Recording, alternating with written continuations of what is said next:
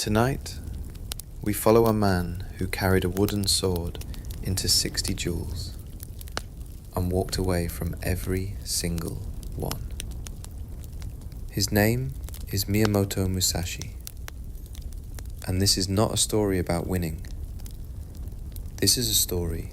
about what a person becomes when they decide, very early and very completely, that understanding one thing deeply is worth more than everything else the world is offering. We will follow him from the mountains of Harima, through the blood and the silence of Sekigahara,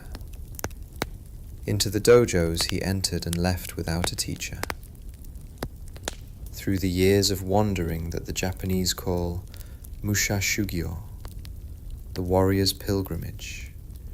the specific and unglamorous practice of getting better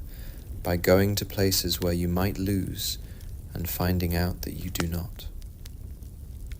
All the way to the cave at the end of his life, where he sat down and wrote everything he had learned into a book that the world is still reading. My name is Henry, and this is Boring Japanese History. If stories like this help you drift, if ancient voices quiet something in your chest at the end of a long day, consider subscribing. There are more of them coming. More rooms, more rivers, more men and women who lived so completely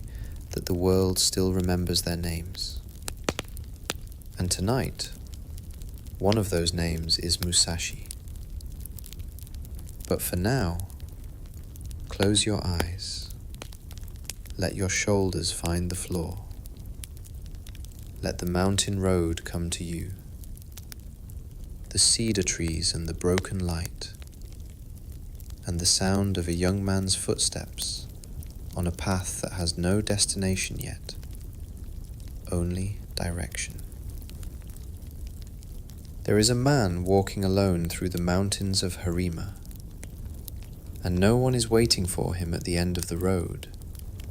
and no one is watching from behind. And this is not a problem for him. This is simply the condition of his life. The specific, entirely unremarkable solitude of a person who has decided, at an age when most men are still deciding what to want, that the only thing worth wanting is to understand something completely. The road is narrow and the trees are close on both sides, and the light comes through them in the particular way that light comes through Japanese cedar in the early morning, which is to say in pieces, in fragments, not as illumination,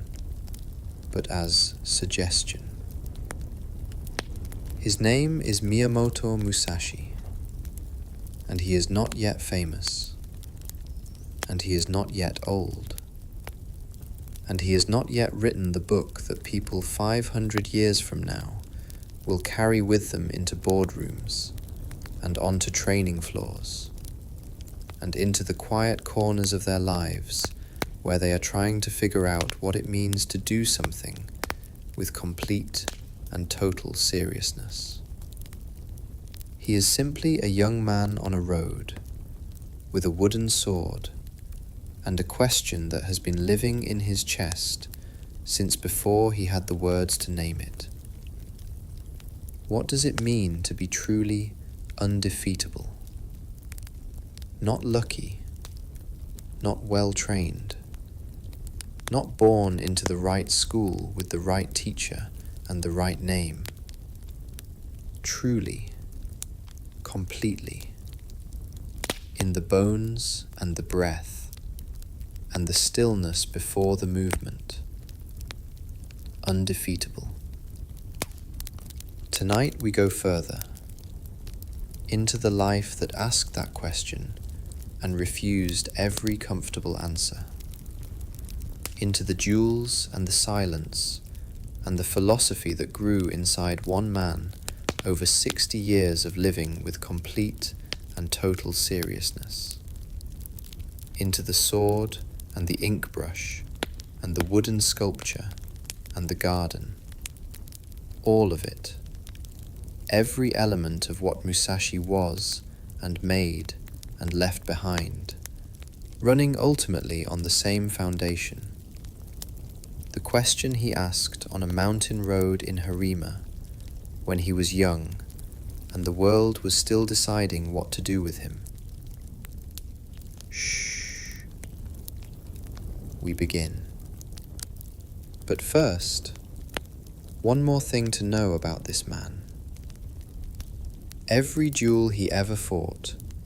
he arrived late. Not because he was careless, because he had already decided the outcome before he walked through the door. We will find out what that means. In the province of Harima, in a village that sits between two mountains that do not particularly care about each other, a boy is born into a question that will take him 60 years to answer. The year is 1584, or perhaps 1582, or perhaps somewhere in between, because even the records that survive from this period are not entirely sure what to do with him. And this uncertainty, this fundamental refusal of the historical record to pin him down cleanly, is in some ways the most honest thing the sources have ever said about Miyamoto Musashi. He arrives in the world without consensus. He will leave it the same way. His father is a man named Shinmen Munisai, and Munisai is, by all surviving accounts, genuinely exceptional at violence. Not in the crude and desperate way of men who fight because they have nothing else, but in the precise and practiced way of a man who has spent years converting natural aptitude into technical mastery, who has stood in front of the shogun himself and demonstrated the art of throwing the jite, the iron truncheon that samurai carry as a secondary weapon, with an accuracy that made the room go quiet. The shogun was satisfied. Munisai was the kind of man who made shoguns satisfied, which is to say, he was skilled and serious, and not particularly easy to be around. What kind of father he was is a question the records answer mostly through omission. There are accounts that suggest Musashi's mother died when he was very young, that the household was not a warm one, that the relationship between father and son carried the specific and unresolvable tension of two people who are too similar in the ways that create friction and not similar enough in the ways that create understanding. There are other accounts that suggest Munisai simply left, that the boy was given over to the care of his uncle before he was old enough to form a clear memory of his father's face, that the abandonment was not dramatic but simply administrative, a decision made by a man who was better at weapons than he was at the slower and more demanding work of raising another person. What we know with something approaching certainty is this. At some point in Musashi's early childhood, he ends up in the care of a man named Dorinbo, his uncle, a Buddhist priest who lives in a temple in the village of Miyamoto, and who smells of cedar smoke and sutras, and the particular kind of patience that comes from years of sitting still in a room that asks nothing of you except that you remain present. Dorimbo is not a warrior. He is not a strategist. He cannot throw a jite with the precision that quiets rooms. What he can do is teach a boy to read, to sit, to breathe, to copy characters onto paper until the hand stops fighting the brush and the brush starts moving on its own. These are not the skills that the boy will become famous for, but they are the skills that will make him capable of becoming famous for anything at all. The temple is small, and the village around it is smaller, and the mountains on either side of the valley do not offer the kind of dramatic scenery that invites ambition. They are simply mountains, doing what mountains do, which is to say, standing there, indifferent, while the human activity at their base continues without their input or approval. The boy grows up in the shadow of this indifference, and it teaches him something that no formal instruction could have provided, which is that the world does not organize itself around you, that the universe has no particular investment in your success or your failure, that the only variable you control is what you do with the hours you are given. He is a difficult child by most accounts, not cruel, not destructive, but restless in a way that the temple environment cannot quite contain, possessed of a physical energy that expresses itself in constant motion, in climbing and running, and the kind of rough play that leaves marks on the other children, and occasional damage to the property of the adults who are nominally responsible for him. Dorinbo does what he can. He teaches the boy what he knows. He provides the structure that the household with Munisai apparently could not. But there is something in Benosuke, which is the name the boy carries in these early years, a child's name, a placeholder name, that the temple cannot reach. Some essential restlessness that sits below the level of instruction and waits. The sword comes to him the way most important things come to people who will later be defined by them, which is to say, not as a revelation, but as a recognition, not as something entirely new entering the life, but as something that was already there, being named for the first time. He picks up a wooden sword at an age when other boys are still deciding whether they prefer fishing or farming, and something in the weight of it, the specific balance of wood in the hand, the way the arm extends naturally into the swing, and the swing extends naturally into something that feels, even at this early stage, like a form of thinking. Something clicks into place. He practices alone. This is the detail that everyone who has written about Musashi's early years returns to eventually, because it is the detail that most clearly predicts everything that comes after. He does not seek out a teacher. He does not attach himself to a school. He does not ask the older boys in the village to show him what they know, and then try to replicate their movements with the respectful diligence of a student who understands that he is at the beginning of something. He goes to the edge of the village where the trees start, and the ground is soft enough to absorb the impact of falls, and he swings the wooden sword at the air until his arms stop being arms and start being extensions of something he cannot name yet, but recognizes as the thing he has been looking for. This solitary practice will later become a philosophy, and the philosophy will later become a book, and the book will be read by people who have never held a sword and never will. People who are trying to understand something about focus and mastery, and the relationship between a person and the thing they have decided to spend their life becoming good at. But at this stage, it is simply a boy in a field, swinging a piece of wood, because the swinging feels more honest than anything else available to him. Dorinbo watches this and does not interfere. He is a perceptive man, or at least a patient one, and he understands the difference between a child who is avoiding something and a child who is moving towards something. And what he sees in his nephew's practice is not avoidance, but approach.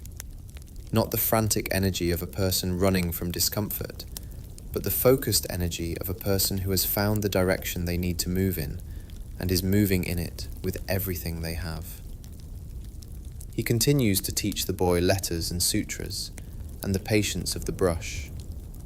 He does not try to redirect the sword. The village knows the boy as Shinmen Takezo at this point, or sometimes simply as the priest's nephew, or sometimes as that difficult child who broke someone's fence last spring and never quite apologized properly. He is not yet a legend. He is not yet anything that the village will remember when he is gone. He is simply a boy with too much energy and not enough outlet, and a wooden sword that he carries with him the way other children carry objects of comfort, not as a weapon exactly, not yet, but as a kind of answer to a question that he does not yet have the vocabulary to ask properly. His father is somewhere else. This fact sits in the background of everything during these years, not loudly, not dramatically, but with the specific and persistent weight of an absence that has been present long enough to feel like a permanent feature of the landscape. Some children who grow up with this weight spend their lives trying to fill it, seeking approval from figures who remind them of what they lost, building identities around the validation they never received. Musashi does something different, or at least that is what the life suggests when you look at it from the far end. He takes the absence and converts it into self-sufficiency, takes the fact that no one is coming to teach him and turns it into a principle. The principle that the only instruction worth having is the instruction that comes from direct engagement with the thing itself. Whether this is wisdom or rationalization is a question worth sitting with. The two are not always easy to distinguish from the outside, and sometimes from the inside they are indistinguishable entirely. But the practice continues. The wooden sword moves through the air at the edge of the village. The mountains watch without interest. The boy who will become Musashi is becoming in the only way available to him, which is to say alone, which is to say on his own terms, which is to say the only way he will ever really know how to become anything at all. There is a specific quality to the loneliness of a child who has been left by a parent, and it is different from other kinds of loneliness, in the way that a wound from a blade is different from a wound from a fall. Both hurt, both leave marks, but one carries with it a question that the other does not, which is the question of whether the leaving was deserved, whether something in the child was the reason, whether a different child, a better child, a child who was easier or quieter or more like what a father wanted, would have been kept. There is no record of Musashi asking this question directly. There is no document in which he writes about his father's absence, with the kind of explicit emotional language that would make the inner life clear to people reading 500 years later. What there is instead is a life. And a life is also a kind of document. And the document of Musashi's life suggests a person who resolved this question not by answering it, but by making it irrelevant, who decided at some point, consciously or not, that the approval of the person who left was not the metric by which the life would be measured. The metric he chose instead was simpler and harder and more honest than approval. It was mastery. Not mastery as performance, not mastery as the accumulation of victories that could be pointed to as evidence of worth, but mastery as a state of understanding. Mastery as the condition of knowing something so completely that the knowledge lives in the body rather than the mind, in the muscles and the breath and the reflexes, rather than in the part of consciousness that can be observed and evaluated by an audience.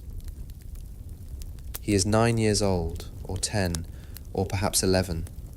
the records again declining to be precise, when he has the first fight that the historical sources actually note. It is not a duel in any formal sense. It is a confrontation with an older boy, a teenager, someone who has been studying swordsmanship under a proper teacher, and who decides, for reasons that the sources do not fully explain, to test himself against the priest's difficult nephew, who is always hitting things with that wooden sword at the edge of the village. The older boy has technique. He has instruction. He has the confidence that comes from having been told by an adult with credentials that he is learning correctly. Musashi has none of these things. What he has is the specific and unteachable quality that comes from years of practice, conducted entirely according to the body's own logic, without the intervention of a teacher's corrections, without the mediation of a school's established form. He has been learning from the sword itself, from the weight of it and the resistance of the air, and the feedback that comes when a swing connects with something solid versus when it passes through nothing. He has been learning from the most honest teacher available, which is direct experience with no interpretation. The fight is brief. The older boy goes down. Musashi stands over him with the wooden sword and the specific expression that people who will fight him in later years will come to recognize and fear, which is not triumph exactly, not satisfaction exactly, but a kind of focused attention, a quality of presence, as if the fight is still happening somewhere inside him, even after it has stopped happening in the physical world, as if he is already analyzing what occurred, already extracting from it whatever it has to teach. Dorimbo hears about this and says what uncles who are also Buddhist priests say in these situations, which is something about restraint and the teachings and the importance of not hurting people unnecessarily. Musashi listens with the respectful attention of a boy who loves his uncle and has absolutely no intention of doing what his uncle is suggesting. The wooden sword continues to move at the edge of the village. The mountains continue to watch without comment. What the village cannot yet see, what even Dorimbo with his patience and his perceptiveness cannot quite see yet, is that something has been decided in this boy without his conscious participation in the decision. The question of who he is going to be has been answered, not by a teacher or a parent or a tradition or a school, but by the body itself, by the specific and irreducible fact of what it feels like to hold a sword and swing it and have the swing mean something. He is going to be this. He does not know yet what this will cost him. He does not know yet what it will require him to leave behind, what relationships it will make impossible, what comforts it will render unavailable, what kind of life it will and will not allow. He knows only that the sword is the thing, and that the thing is worth everything, and that the mountains on either side of the valley have been watching him arrive at this conclusion for years now, patient as mountains are patient, waiting for the boy to catch up to what they could already see. Shh. Just breathe. The cedar trees are still. The wooden sword is still. And somewhere at the edge of a village in Harima, a boy who will become a legend is only just beginning to understand what he is. There is a kind of education that happens outside of instruction, outside of the formal transmission of knowledge from a person who has it to a person who needs it, outside of the classroom and the dojo and the temple and every other institution that human societies build for the purpose of taking what one generation has learned and making it available to the next. It happens in the body, in the accumulated and largely unconscious learning that comes from direct and repeated engagement with the physical world, from falling and recovering, and falling again, and recovering again, until the recovery becomes automatic, until the body knows what to do before the mind has finished deciding to do it. This is the education that Musashi is receiving in the years between his arrival at Dorimbo's temple and the morning he walks out of the valley toward the rest of his life. And it is, in many respects, a more complete education than the one available in any institution, because it is organized entirely around the specific and irreducible facts of what he is and what he needs, rather than around the general and approximate facts of what students are and what they typically need. The temple has a rhythm. Dorimbo's days are organized around the sutras and the seasons and the specific and unhurried pace of a life that has found its form and settled into it, that knows what it is doing in the morning and what it will be doing in the evening, and finds in this predictability not boredom, but a kind of freedom. The freedom that comes when the basic questions of how to spend the hours have been answered well enough that the hours themselves can be lived rather than merely managed. Musashi moves through this rhythm the way water moves through a landscape it does not fit, finding the channels available to it and moving through them without resistance, while remaining fundamentally unchanged by the passage, still organized around its own nature rather than the nature of the terrain. He helps with the work of the temple because the work needs doing, and he is present and capable, and Dorimbo has asked him to. He carries water and sweeps floors and performs the maintenance tasks that keep a small building habitable through seasons that are not always kind to small buildings. He does these things with the specific quality of attention that he brings to everything, which is to say, completely, without the divided focus of a person who is physically present but mentally elsewhere, because the divided focus is not something his nature easily produces, because he is, at the level of basic temperament, a person who is either fully inside a thing or not inside it at all. And when the thing in front of him is sweeping a floor, he sweeps the floor, with the same quality of presence that he brings to the wooden sword at the edge of the village. Dorimbo notices this, and finds it both reassuring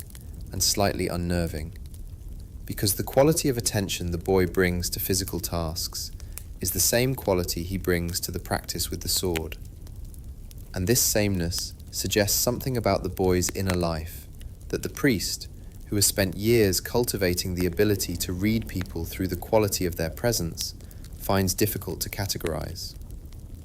Most people are more present for the things they care about and less present for the things they don't. And the gradient between these two states of attention is one of the ways you can read a person's values, can understand what matters to them by observing where their focus naturally gathers and where it thins. Musashi does not have this gradient, or has it in a form that Dorimbo cannot easily read, because the attention seems equally full regardless of the task, which either means that the boy finds equal value in everything he does, or that he has found a way of being present that is not organized around value at all, but around something else, something that Dorimbo does not yet have the right word for. The word, though neither of them knows it yet, is discipline. Not discipline in the sense of self-punishment or the suppression of natural inclination through the force of will, but discipline in the older and more interesting sense. The sense in which a discipline is a practice, a way of organizing attention and effort that has been refined over time into something reliable, something that does not depend on motivation or mood or the particular quality of the day, but simply operates, the way a well-made tool operates, because it has been made well, and maintained well, and used consistently enough that it has become an extension of the person using it, rather than something separate that the person must remember to pick up. The boy sweeping the temple floor is practicing the same thing as the boy swinging the wooden sword at the edge of the village. The surface is different, and the tool is different, and the specific physical demands are different, but the underlying practice is the same, which is the practice of being completely inside the thing you are doing, of not allowing the attention to leak away from the present moment into the past or the future, or the vast and always available elsewhere that the mind can retreat to when the present moment does not seem to require its full engagement. This practice, sustained over years, in the temple and in the field, and in the space between them, where Musashi moves from one to the other with the unhurried regularity of a person following a schedule that only he can see, is building something in him that will not be visible for years, that will not announce itself until the moment it is needed, at which point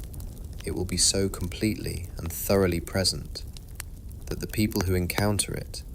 will describe it with the language of the extraordinary, will call it genius or gift or the favor of heaven,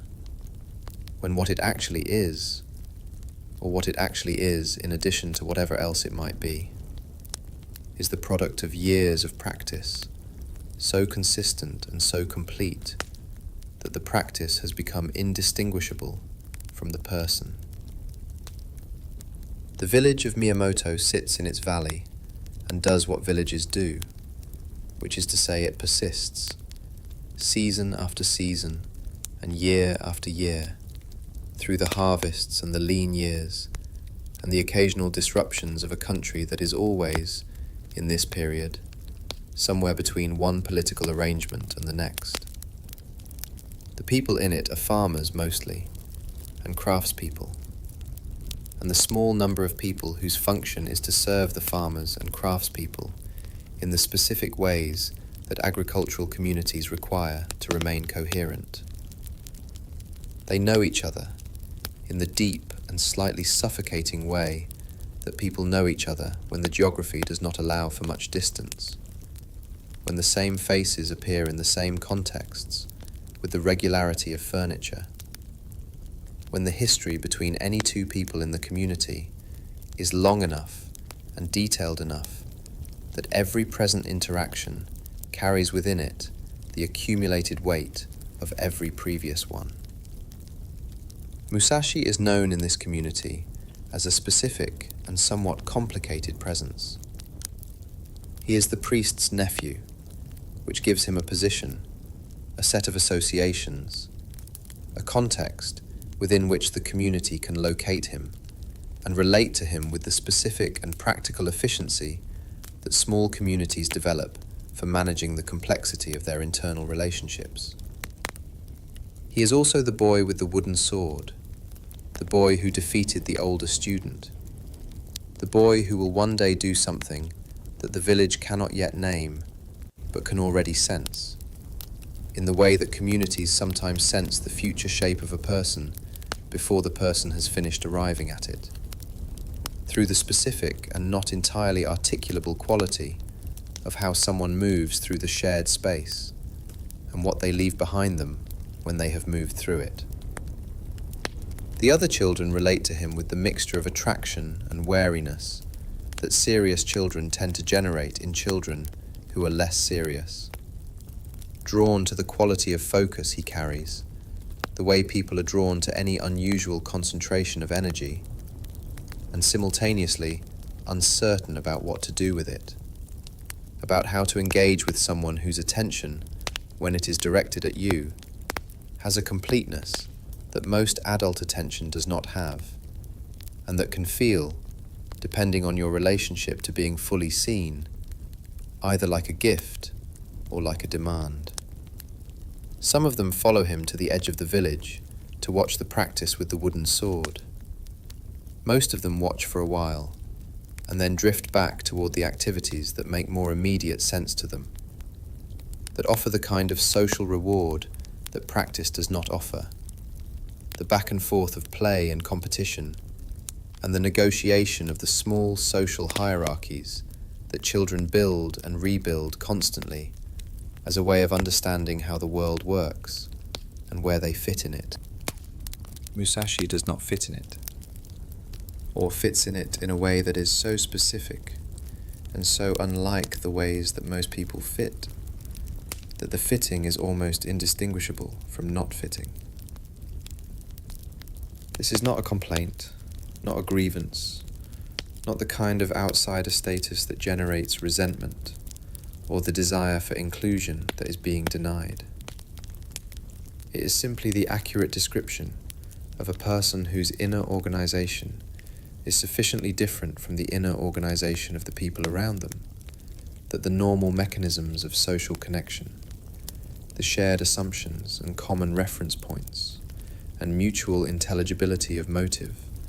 that allow people to feel known by each other, do not operate between them with the same ease and reliability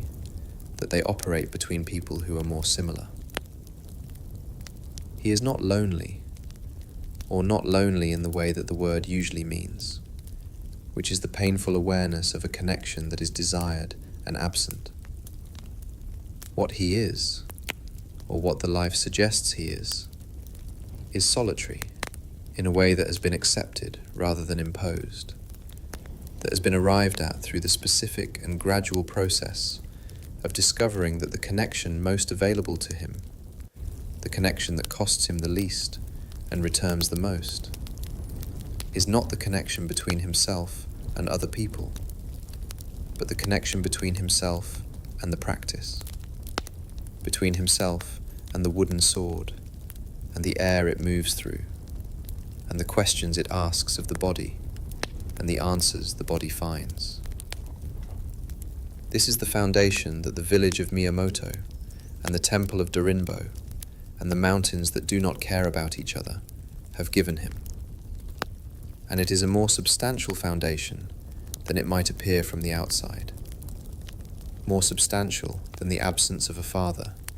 and the smallness of the village, and the limitations of the instruction available in a rural temple might suggest. He is leaving, or will leave, with literacy and patience and discipline, and the specific and unteachable knowledge of what he is, confirmed by blood and outcome,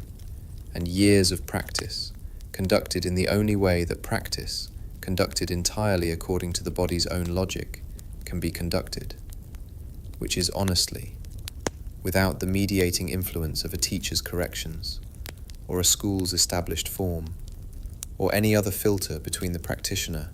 and the direct and unambiguous feedback of the thing itself. The valley holds him for a few more seasons after the engagement with the older student, holds him in the specific and unhurried way that places hold people who are on the verge of leaving, offering them the familiar textures of a life they are about to relinquish, the cedar smoke and the sutras, and the particular quality of light between the mountains that do not care about each other, the uncle who stayed when the father did not, the floor that needs sweeping, and the wooden sword, and the field at the edge of the village, where something was discovered that the village was too small to contain, but large enough to begin. He will remember this place, not continuously, not with the specific and deliberate act of memory that is called nostalgia, but in the way that the places that formed us are always present, embedded in the body rather than the mind, available not as images or narratives, but as the specific and wordless knowledge of what it felt like to be there, to be that age, to be at the beginning of the thing that the life turned out to be about. The mountains will not remember him. They do not remember anything. But the practice that began in their shadow will outlast them in the only way that human things outlast geological things, which is in the minds of the people who carry it forward, who read the book that was written in a cave at the end of a long life, and find in it something that was arrived at in a field between two mountains in Harima by a boy with a wooden sword who was learning, in the only way available to him, what he was. Shh. Just breathe. The valley is quiet. The cedar smoke drifts up through the trees and disappears into the sky that the mountains hold between them, like something they found and did not know what to do with. And the boy is still there, at the edge of the village, in the last of the light, swinging the wooden sword at the air one more time before the dark comes, and the practice ends for the day and begins again tomorrow. Good night. There is a particular kind of confidence that belongs only to men who have never lost, and it is different from the confidence of men who have lost and recovered. Different in the way that untested metal is different from metal that has been through fire. Not necessarily weaker, not necessarily worse, but unmarked in a way that makes it impossible to know what it will do under pressure until the pressure actually arrives. Harima Kihei is a man of the first kind. He has travelled through the provinces with his challenge posted on notice boards and temple gates and the walls of dojos whose masters he has defeated. A formal declaration of his willingness to fight anyone who considers themselves skilled enough to try him.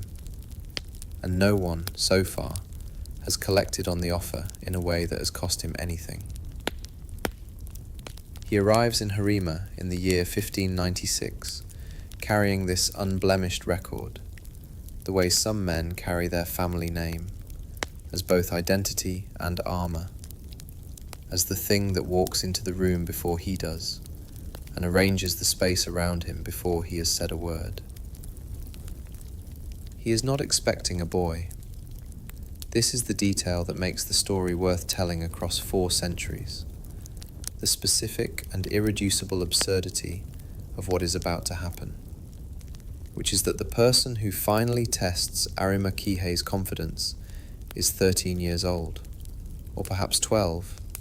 the records again offering multiple options, and has no formal training, no school affiliation, no teacher whose reputation precedes him, and whose endorsement would give the challenge a kind of institutional legitimacy that the challenger himself currently lacks entirely. He has a wooden sword, and the particular quality of stillness that serious practitioners develop over years of solitary practice. The stillness that is not the absence of movement, but the compression of it. All the potential energy gathered and waiting. A river before the dam breaks. The challenge is posted in the way challenges were posted in this period, formally and publicly. An invitation that carries within it both the possibility of glory and the very real possibility of serious injury or death. Because these engagements, even when conducted with wooden weapons, even when framed as tests of skill rather than attempts at killing, operate in a world where the line between demonstration and destruction is thinner than the documents that describe them tend to suggest. Musashi reads the notice and feels something that he will spend the rest of his life trying to articulate and never quite manage to. Something that is part curiosity and part recognition, and part the simple and animal certainty that this is the next thing. That the path he has been walking alone at the edge of his uncle's village has been leading here, to this notice board, to this name, to this specific and unrepeatable moment of decision. He sends a formal response. The sources differ on exactly how this is arranged, whether through an intermediary or through some direct communication that the records have not preserved cleanly. But what is clear is that the response is accepted, that Harima Kihei agrees to the engagement, possibly because he has not yet understood what he has agreed to, possibly because the culture of challenge and response does not allow for the kind of preliminary assessment that might have led a more cautious man to ask a few more questions before committing. The engagement is set, the location is chosen, and somewhere in the temple, where Dorinbo is probably already composing in his mind the words he will use to discourage this, a boy is sleeping, or not sleeping, lying in the dark with his eyes open, and the specific quality of attention that is not anxiety but focus, the mind running through movements the way a musician runs through a piece before a performance, not nervously but simply, the way the body prepares itself for the thing it has been preparing for all along. Dorimbo finds out and does what uncles who are Buddhist priests do in these situations, which is to say, he objects, clearly and with the full weight of his genuine concern for the boy's safety and his genuine belief that this is not a reasonable thing for a 13-year-old to be doing. Musashi listens with the same respectful attention he has always brought to his uncle's instruction, the attention of a person who loves the teacher and has already made the decision the teacher is trying to prevent. There is nothing cruel in this. There is simply the specific and honest recognition that Dorimbo's world and Musashi's world, while they share a temple and a bloodline and years of genuine affection, are organized around different things, and that the thing Musashi is organized around is not something that can be redirected by concern, however loving, however legitimate. The morning of the engagement arrives, the way important mornings arrive, which is to say, exactly like all the other mornings, except that the light seems slightly different, and the body is awake before the mind has finished deciding to be awake, alert in every nerve, with the quality of attention that is the body's way of telling you that it understands the stakes, even if the conscious mind is still trying to arrange them into something manageable. Harima Kihei arrives at the agreed location with the bearing of a man who has done this many times and expects to do it again. The specific and unhurried confidence of a professional, a man for whom this engagement is one in a series, rather than the singular event it is for the other party. He sees the boy, and something shifts in his expression. Not quite surprise, not quite amusement, but something in between. The recalibration of a person who has encountered a situation that does not match his expectations and is in the process of deciding what to do with the mismatch. What he decides to do, or what the account suggests he decides to do, is to offer the boy a way out. This is sometimes framed as condescension, and sometimes framed as genuine mercy, and the truth is probably both, because the two are not mutually exclusive, because it is possible to simultaneously underestimate someone and genuinely wish them no harm, possible to offer an exit from a dangerous situation and have that offer contain within it an implicit statement about the relative standings of the two parties. Musashi does not take the exit. This also is not surprising, given everything we know about what he is and what he is becoming. But it is worth dwelling on for a moment, worth noting that the decision to proceed is not made in the heat of some emotion that overrides better judgment, but in the specific and deliberate calm of a person who has assessed the situation and concluded that proceeding is the correct thing to do. The fight itself is brief. The accounts that survive describe something that is over almost before it registers as having begun. Musashi moving with the wooden sword in a way that is not the careful, technical exchange of two trained practitioners feeling out each other's defenses, but something more direct, more final, a single committed movement that closes the distance and ends the engagement before Harima Kihei's training has had time to organize itself into an effective response. The experienced man goes down. The boy with no teacher stands over him. There is a version of this story in which Harima Kihei dies from the injuries sustained in this encounter, and there is a version in which he survives but is badly hurt. And there is a version in which the outcome is less severe than either of these, and the fact that the versions differ is itself informative, because it suggests that the event was processed and retold through a lens that was trying to make sense of something that did not fit the available categories. A 13-year-old boy, self-taught, with a wooden sword, defeats a traveling professional whose entire identity is organized around being undefeatable. The story requires a certain magnitude of outcome to justify the magnitude of the upset, and so the accounts supply one, each according to its own sense of what the moment required.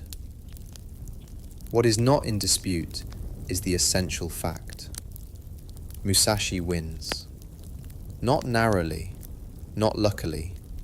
not through some fortunate accident of positioning or timing that the other man could have corrected with a slightly different decision. He wins the way people win when they are doing the thing they were built to do, completely and without visible effort, in a way that makes the victory look not like an achievement, but like a confirmation of something that was already true. He stands in the aftermath of the engagement and feels something that he will also spend the rest of his life trying to articulate. It is not triumph. Triumph implies a before and after, a previous state of uncertainty resolved into a new state of certainty. And Musashi does not experience the win as a resolution of uncertainty, because he was not, at the level where the decision was made, uncertain. What he feels is closer to recognition, the specific and clarifying sensation of having confirmed something that the body already knew, of having tested a hypothesis that the years of solitary practice in the field at the edge of the village had already answered, and found the answer to be correct. He picks up his wooden sword and walks back toward the temple. The morning continues around him. The province of Harima does not reorganize itself to mark the occasion. The mountains on either side of the valley are still doing what mountains do. But something has changed in the boy who walks between them, something that does not yet have a name, but that will eventually be called the knowledge of what you are, the specific and unambiguous certainty that arrives when the thing you suspected about yourself turns out to be true.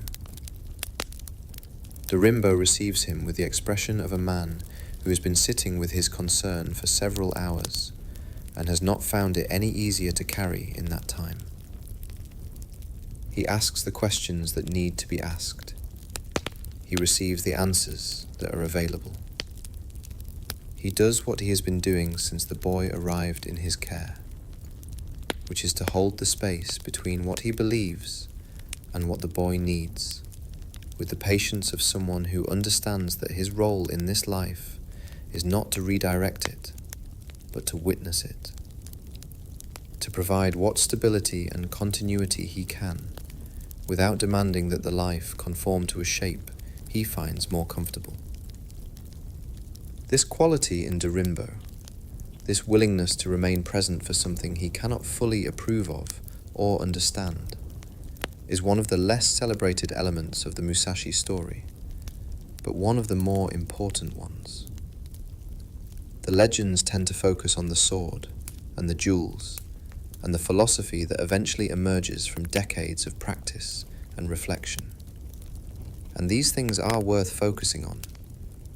But behind all of them is a boy who was left by his father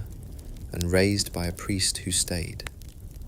who showed up every day for the slow and unglamorous work of being present for someone whose nature made presence difficult. And this continuity, this unspectacular faithfulness, is part of what made the other things possible. In the months after the Harima Kihei engagement, something shifts in how Musashi moves through the world. He is still the priest's nephew, still the difficult child with the wooden sword, still the boy who broke someone's fence and never quite apologized properly. But there is a new quality to the stillness he carries, a settled certainty that was not quite there before, as if the fight has answered a question he had not known he was asking, and the answer has rearranged something in him at a level below conscious thought. He begins to think about leaving. Not immediately, not with the dramatic urgency of someone escaping something, but with the gradual and inevitable quality of a tide that has been moving in one direction for long enough that its destination is no longer in question. The village of Miyamoto and the temple of Dorimbo and the mountains that do not care about each other have given him everything they have to give. He has taken from this place the literacy and the patience and the years of solitary practice and the first real confirmation of what he is. And he is grateful for all of it, genuinely and without performance. The gratitude of a person who understands what they received,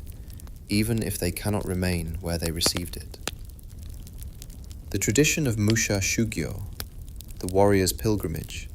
exists in this period as both a practical institution and a philosophical one. A formalized recognition that certain kinds of knowledge cannot be transmitted through instruction, but must be encountered directly. That the only way to understand the full range of what you are capable of is to go to places where that capability will be genuinely tested, where the stakes are real and the outcomes are not predetermined, and the feedback is immediate and honest in the way that only actual consequence can be honest.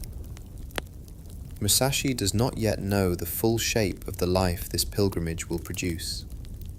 He does not know about Sekigahara, or the Yoshioka, or the small island in the strait between Honshu and Kyushu, where the most famous morning of his life will eventually arrive. He knows only that the road is the next thing, and that the road begins when you step onto it, and that the temple and the mountains and the uncle who stayed will be here when he turns to look back, which he will do, because he is not a person without feeling, but which will not stop him, because he is also not a person who mistakes feeling for instruction. He leaves in the year 1599, or thereabouts, the records offering their usual range of options. He is 15 or 16, or perhaps a year either side of these. He carries almost nothing. The wooden sword is with him. The letters Dorimbo taught him are with him. The specific and settled quality of knowing what he is, confirmed now by blood and outcome, is with him. The road goes out of the valley between the mountains that do not care about each other. And then it goes further, into a country that is about to tear itself apart at Sekigahara. Into a world where the thing he is will be tested in ways that the village of Miyamoto and the temple of Dorimbo could not have prepared him for. And somehow, in the only way that matters, already have. Shh. Just breathe. The road is long and the night is quiet, and somewhere ahead of us, a boy who has just become something is walking into a country that does not yet know his name. Let that carry you. The aftermath of the Harima Kihei engagement settles over the village of Miyamoto the way significant events settle over small places, which is to say, slowly and completely, working its way into the conversations and the silences and the specific quality of attention that people direct at the person the event was about when that person moves through the shared spaces of the community. The village knew Musashi before as the priest's difficult nephew, the boy with the wooden sword, the child whose energy the temple could not quite contain. It knows him now as something that does not yet have a clean name in the vocabulary available to a farming village in the mountains of Harima. Something that is more than the boy he was, and less than the figure he will become. Something in between that requires a new category the village is not entirely sure how to construct.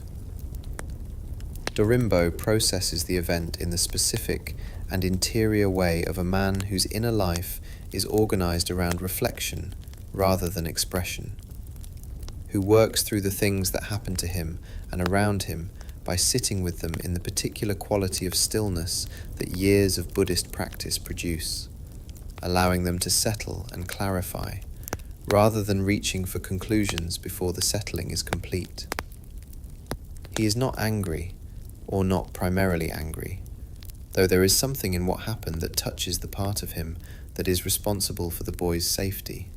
and that finds the idea of that responsibility being tested in the specific and violent way it was tested, uncomfortable, in a way that does not entirely resolve with time. What he is, more than angry, is thoughtful,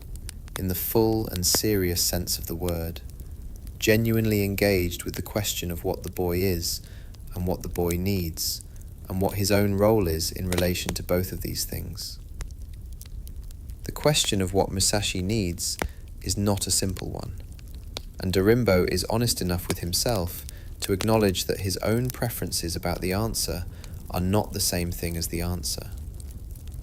What he would prefer is a boy who is drawn to the temple's rhythms, who finds in the sutras and the seasons and the slow and unhurried pace of a contemplative life the same satisfaction that Dorimbo himself has found there, who can be guided toward a future that the priest can recognize and feel good about having contributed to. What he has instead is a boy whose nature is oriented towards something that the temple can accommodate but cannot fully serve, whose deepest engagement is not with the stillness of contemplation, but with the focused and dynamic stillness of physical practice, whose questions are not the temple's questions, even though the temple's discipline has helped him develop the capacity to ask them. This honest acknowledgement of the gap between what he would prefer and what is actually true is one of the things that makes Dorimbo a genuinely good guardian, as opposed to merely a well-intentioned one. Well-intentioned guardians redirect children toward the futures that the guardians find comfortable, using the authority of care and the genuine weight of love to apply pressure toward outcomes that serve the guardian's need to feel that they have done a good job as much as they serve the child's actual development. Good guardians do something harder, which is to hold their own preferences lightly enough that the child's actual nature can be seen clearly, and then to serve that nature rather than their preferences about it, even when the nature is inconvenient, even when it leads toward places the guardian would not have chosen. Dorimbo continues teaching the boy what he has to teach. The letters and the sutras and the patience, and the specific quality of sitting still in a room that asks nothing of you except presence. He does not try again to redirect the sword, does not try to use the authority of love to argue the boy toward a different future,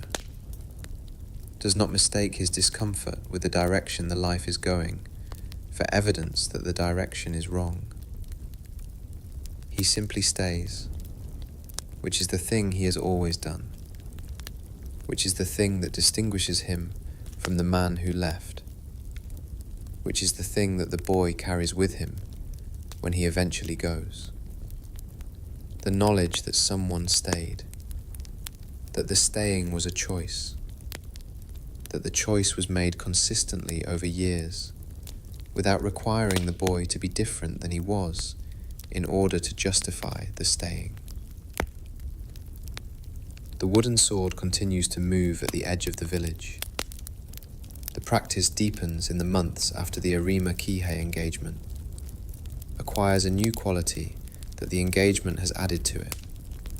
the quality of confirmed knowledge, of practice that is no longer entirely exploratory, but is now also consolidating, building on a foundation whose solidity has been tested and found sufficient. Musashi is not a different person after the engagement. He is more completely himself, which is a different thing. The process of becoming more completely yourself being the process of removing the uncertainty about what you are, and replacing it with the specific and grounded confidence of someone who has checked and found the answer to be what they hoped. The road out of Harima begins to take shape in Musashi's mind, the way destinations take shape for people who are not yet traveling, but whose inner life has already begun the journey, who are still physically present in the place they are leaving, but whose attention has started to organize itself around the place they are going, around the question of what is out there, and what it will require, and what they will find out about themselves when the familiar geography that has been containing them gives way to the unfamiliar geography that will test them in ways the familiar could not. The tradition of Musha Shugyo is both a practical institution and a philosophical one, and the philosophical dimension is worth dwelling on because it illuminates something important about the culture that produced Musashi and the framework within which his choices make sense. The warrior's pilgrimage is organized around the recognition that certain kinds of knowledge resist transmission, that there are things about yourself and your practice that you cannot learn in a controlled environment, that can only be learned in conditions where the outcome is genuinely uncertain, where the opponent has not agreed in advance to provide a useful learning experience, where the stakes are real enough that the body's deepest responses are engaged, rather than merely the surface competencies that controlled practice develops. This recognition, embedded in a formal cultural institution that gives it legitimacy and structure, is the thing that makes Musashi's solitary and unteachered path not an aberration, but an expression of something the culture already understood and had already built a container for. He is not rejecting the tradition when he leaves without attaching himself to a school. He is, in a specific and important sense, following the tradition's deepest logic, going to the places where the question can be tested in the only conditions that produce honest answers, which are the conditions where losing is a real possibility, and the feedback is immediate, and the learning that comes from the engagement is learning that the body keeps, rather than learning that the mind records and can later forget. He begins to make preparations in the way that a person with very little makes preparations, which is to say, by identifying what is essential and releasing everything else, by reducing the question of what to bring down to its honest minimum and finding that the honest minimum is almost nothing, that the things he genuinely needs fit easily in what he can carry, and that the things that do not fit are things that, upon examination, he does not genuinely need. The wooden sword is coming. Everything that Dorimbo has given him, the literacy and the patience and the discipline and the years of sustained presence in a life that was not always easy to be present in, is coming in the form it has always been in, which is not a possession, but a capacity, not something he carries, but something he is. The leave-taking, when it comes, is not dramatic. This is consistent with everything the life suggests about the person, whose relationship to significant moments is not the relationship of someone who needs the significance to be marked and witnessed and acknowledged, but the relationship of someone who experiences significance internally, who does not require the external confirmation of ceremony or emotional display to know that something important is happening. He tells Dorimbo he is going. Dorimbo receives this information with the specific quality of a man who has known it was coming and has been preparing himself for it in the way he prepares himself for everything, which is by sitting with it until it becomes something he can hold without distress. There is a conversation, the accounts suggest, though the details of it are not preserved with the clarity that would allow a confident reconstruction. What can be inferred from the shape of the life that follows is that the conversation contains something of what each of them needs to say, that Dorimbo offers what he has always offered, which is the steady and undemanding presence of a person who loves without conditions,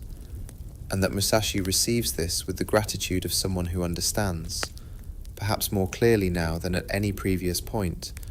what it means that the man in front of him stayed when the other man did not, what it means to have been held, however imperfectly, however incompletely, in the specific and sustaining way that Dorimbo has held him through the years in the valley between the mountains. He walks out of the temple in the early morning, before the village is fully awake, in the specific quality of light that belongs to the hours before the day has committed itself to being a particular kind of day, when the possibilities are still open, and the air carries the specific and unrepeatable freshness of a world that has not yet been breathed by the day's full complement of human activity. The road out of the valley goes between the mountains that do not care about each other, and then it goes further, and then it goes further still, into the country that is assembling itself around new configurations of power and old configurations of loyalty, and the specific and unresolvable tension between a world that is ending and a world that has not yet fully arrived. Behind him, the temple is waking up. Dorimbo is rising with the specific, unhurried quality of a man whose mornings have been the same for long enough that the body performs them without instruction, moving through the familiar sequence of the early hours with the ease of long practice. He will notice the absence. He will hold it the way he holds things, with patience and without drama, in the specific and sustaining stillness of a man who has learned that the things we love do not stay, that the staying was never the point, that the point was the time that was given and the quality of presence that was brought to it, and the specific and irreplaceable fact of having been there for another person during the years when being there was what that person needed. The road continues. The boy who defeated Harima Kihei at 13 is now 15 or 16, walking out of the only world he has known toward a world that does not yet know his name, carrying almost nothing except the things that cannot be taken away, the things that live in the body and the breath and the specific and settled quality of a person who knows what they are and has been confirmed in that knowledge by the only confirmation that matters, which is the confirmation that comes from testing the knowledge against reality and finding that it holds. Shh. Just breathe. The road goes out of the valley. The mountains watch without comment, as they have always watched, as they will continue to watch, long after the boy has become something the world remembers, and long after the world that remembers him has become something else entirely. The morning is quiet, and somewhere ahead on the road, just past the point where the mountains give way to the wider country beyond, the rest of the life is waiting. Good night. The year is 1600, and Japan is about to break. Not metaphorically, not in the way that countries are always in some sense breaking and reforming along the fault lines of competing interests and unresolved grievances, but literally, physically, in the specific and irreversible way that happens when the men who have been accumulating power in the years since a great unifier's death finally stop pretending that the accumulation is anything other than preparation, that the maneuvering and the alliance building and the careful positioning of armies in strategic locations is anything other than what it is, which is the precondition for a war that everyone can see coming and no one can stop. Toyotomi Hideyoshi has been dead for 2 years. He died in 1598 with his son Hideyori still a child, still years away from the age at which a man can hold power in his own name without the apparatus of regency and guardianship that is always, in this period, a negotiation between the nominal authority of the young and the actual authority of the old. He left behind a council of regents charged with holding the country together until Hideyori came of age, and the council has been doing what councils do when the person who assembled them is no longer present to enforce the terms of the assembly, which is to say, fracturing along the lines of personal ambition and old loyalties, and the specific and irresolvable tension between men who believe that the future of the country runs through them and men who believe the same thing about themselves. Tokugawa Ieyasu is on one side of this fracture. He is the most powerful of the remaining lords, patient in the particular way of men who have been waiting for a long time and have learned to convert waiting into strategy, to use the passage of time as a tool the way other men use armies. On the other side is Ishida Mitsunari, the administrator, the man of detail and loyalty and the specific kind of moral clarity that makes a person both admirable and difficult, who has organized the opposition to Ieyasu's growing dominance into a coalition that is ideologically coherent and militarily formidable, and held together by the shared conviction that what Ieyasu represents is the betrayal of everything Hideyoshi built. Musashi is 16 years old, or 17, walking into this fracture from the direction of Harima with almost nothing except the wooden sword and the settled certainty of what he is that he carried out of the valley between the mountains that do not care about each other. The sources are not entirely clear on how he comes to be affiliated with the Western Coalition, with the forces that will stand against Tokugawa Ieyasu on the plain of Sekigahara in the autumn of 1600. Some accounts suggest a connection through his father's old associations, through the network of obligations and loyalties that bound the samurai class of this period into configurations that individual preference could not always override. Others suggest something more simply geographical, that the Western lords were recruiting in the provinces through which Musashi was travelling, and that a young man with demonstrable skill and no existing commitments was exactly the kind of resource that armies in the process of assembling themselves look for and absorb. What is clear is that he goes. He joins the Western forces and moves with them toward the plain of Sekigahara, toward the morning of the 15th day of the 9th month of the year 1600,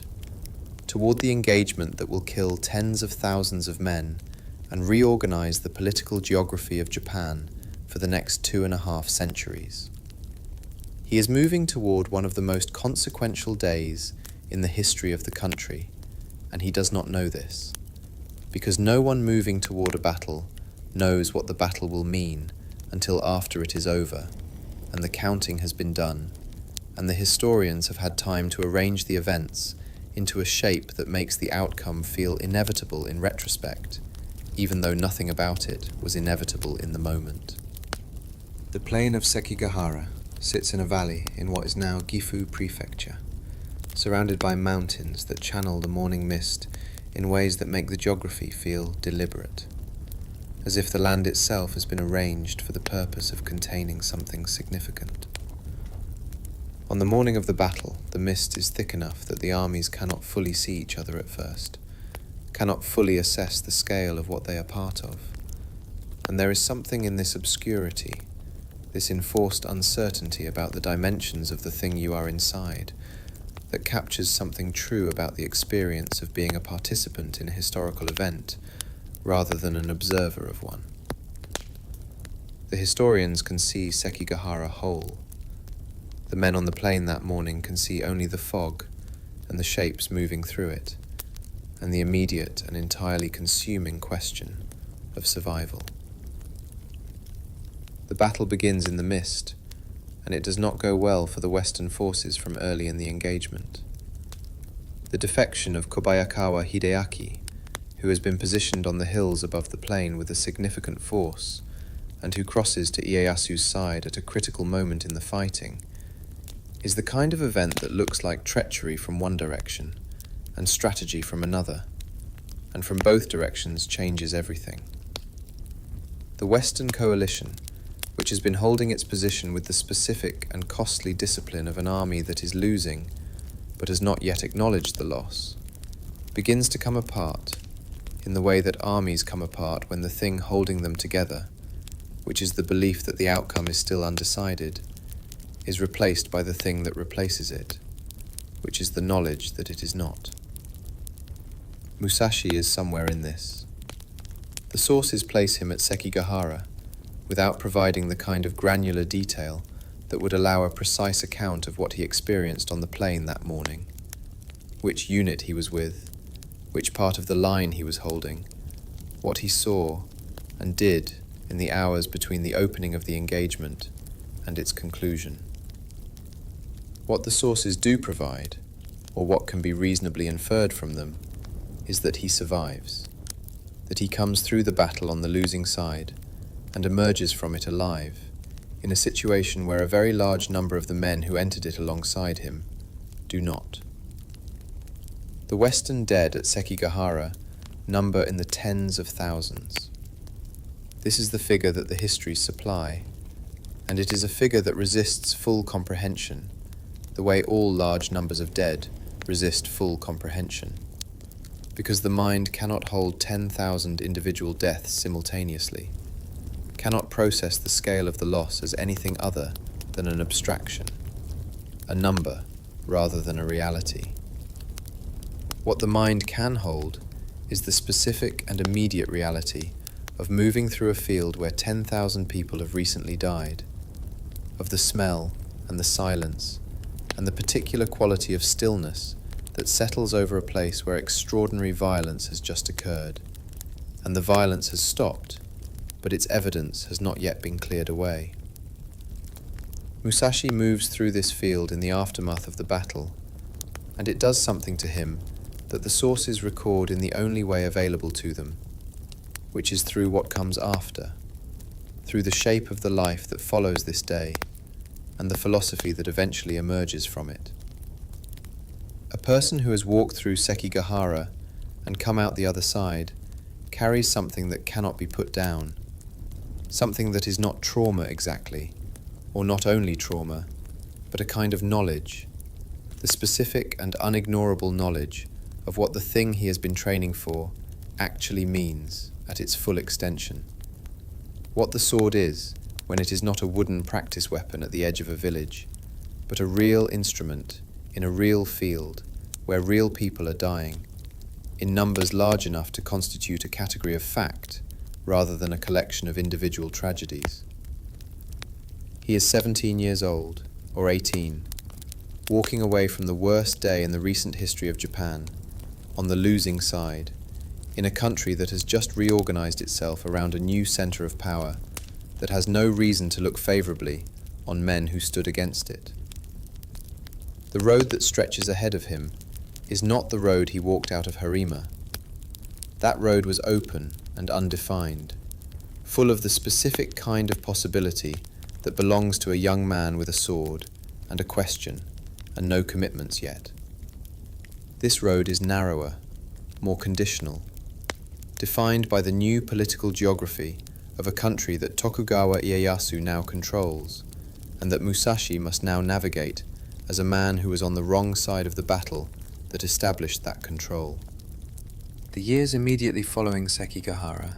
are the years the biographies tend to move through quickly, because they are years of wandering and obscurity rather than datable events that can be arranged into a clean narrative sequence. And wandering and obscurity do not lend themselves to the kind of historical documentation that allows later writers to say with confidence what happened when and where and to whom. What can be said is that Musashi survives the immediate aftermath of the battle,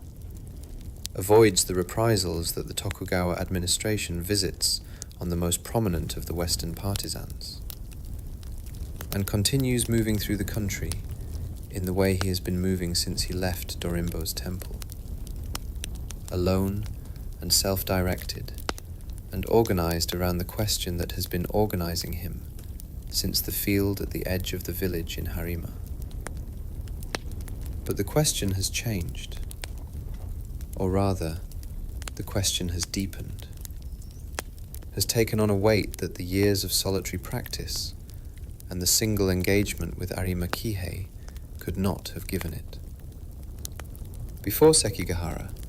the question of what it means to be truly undefeatable was a question about skill, about the refinement of technique, to the point where the technique becomes something more than technique, where it starts to look and feel like the expression of a principle, rather than the execution of a learned behavior. After Sekigahara, the question is still about skill, but it is also about something else, about what the skill is for,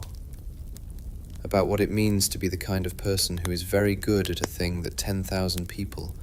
have just died from the application of, about the relationship between mastery and meaning, and the specific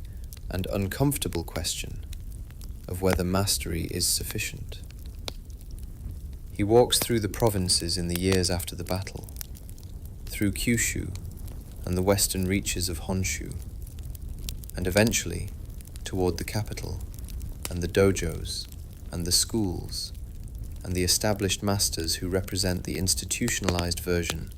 of the thing he has been pursuing alone. He is not yet famous. He is a young man from a lost cause, with a wooden sword and an unconventional approach to practice, and the specific and settled quality of someone who has seen enough to know that the settled quality is not the end of the journey, but somewhere near its beginning. The country he walks through is reorganizing itself around the new reality of Tokugawa dominance, and the reorganization is visible in everything, in the way people speak about the past and the future, in the calculations that inform every transaction and relationship and decision, in the specific and pervasive quality of a society that has just come through a period of extreme uncertainty and is in the process of deciding what kind of certainty it wants to build in its place. Musashi moves through this reorganization the way he has always moved through the structures that surround him, which is to say, adjacent to them rather than inside them, close enough to observe and engage, but never fully absorbed, never fully contained by any of the categories the world offers him. He thinks about Sekigahara in the way that people think about formative experiences that they cannot fully process in the moment they occur, which is to say, not continuously, and not always consciously, but with a regularity that suggests the experience has lodged itself somewhere below the level of deliberate thought, and continues to do its work there, quietly, in the background, shaping the conclusions the mind reaches without always making its presence explicit. The field of 10,000 dead has told him something about the sword that the years of practice could not tell him. Something about the relationship between the technique and its consequences, between the refinement of a skill and the reality of what that skill does when it is fully applied in conditions that are not controlled and not reversible. He does not stop practicing. He does not put down the sword or redirect his life towards something that carries less of this weight. What he does instead is carry the weight forward, integrate it into the question, rather than using it to close the question. Allow Sekigahara to become part of the foundation of the philosophy, rather than a reason to abandon the philosophy. This is, in retrospect, the decision that makes everything else possible. The refusal to let the worst thing become the last thing. The insistence on continuing to move toward the question, even after the question has revealed a dimension of itself that is genuinely terrible. The road continues. The mountains of the western provinces give way to the plains of the center, the plains to the approaches of the capital to the dojos and the schools, and the established masters who will test him in the years ahead and find, to their considerable surprise, that the young man from the wrong side of Sekigahara, with no school and no teacher, has arrived at something that their institutions, with all their accumulated tradition and their centuries of refinement, cannot fully account for or contain. But that is ahead. For now there is only the road, and the man walking it, and the field he is walking away from, the field that the morning mist has not yet cleared from, the field where 10,000 men stopped being people and became a fact of history on a day in the autumn of the year 1600 that the country will not forget, and that the man walking away from it will carry in his body for the rest of his life. Shh. Just breathe. The field is behind you now. The road goes forward, and the man on it is still walking, still asking,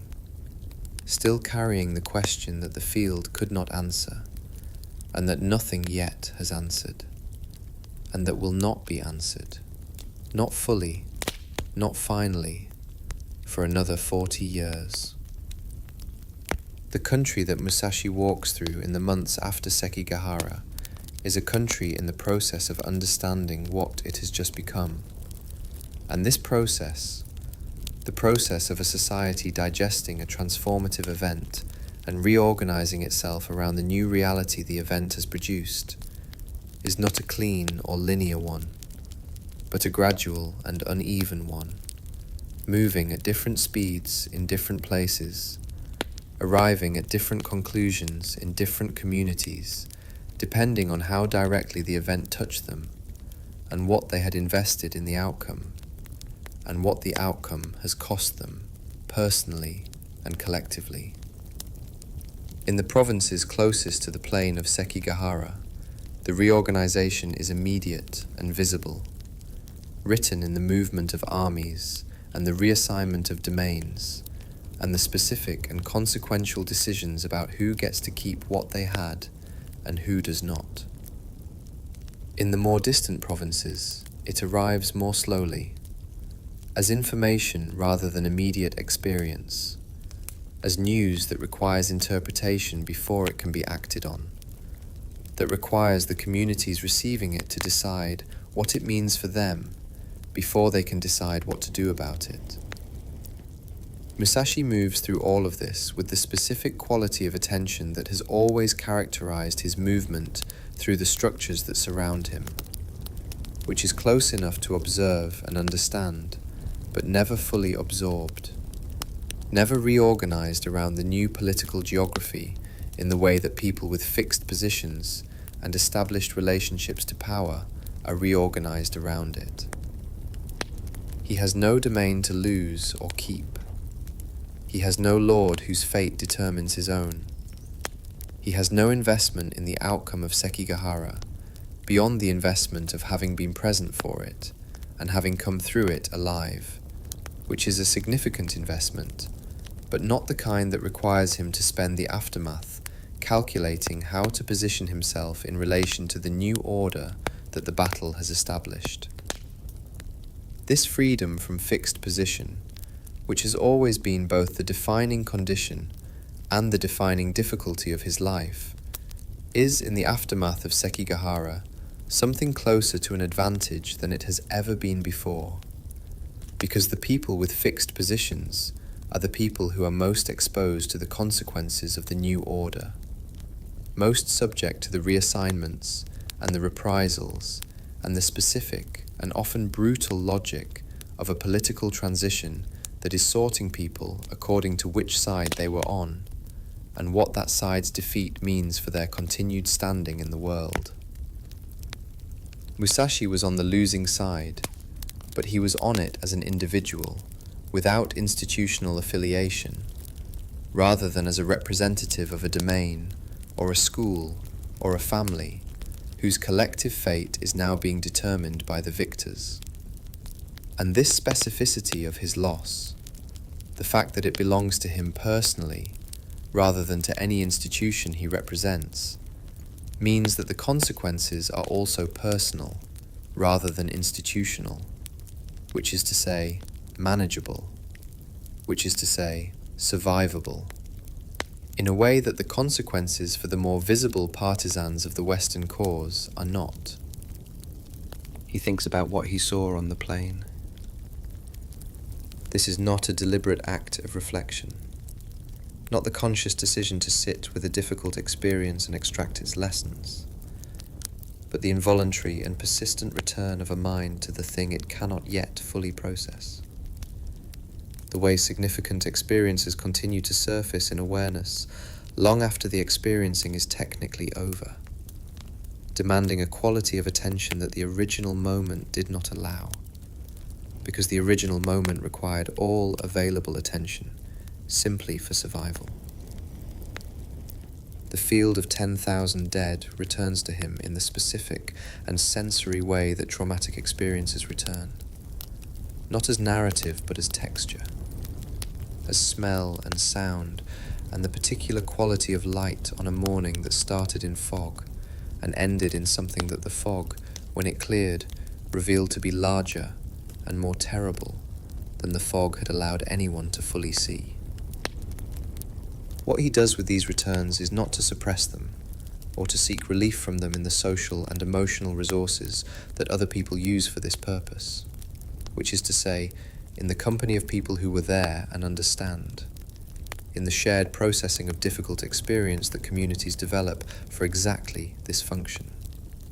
The rituals and conversations and mutual acknowledgements that allow people who have been through something terrible together to distribute the weight of it across enough people that no single person has to carry it alone. He carries it alone,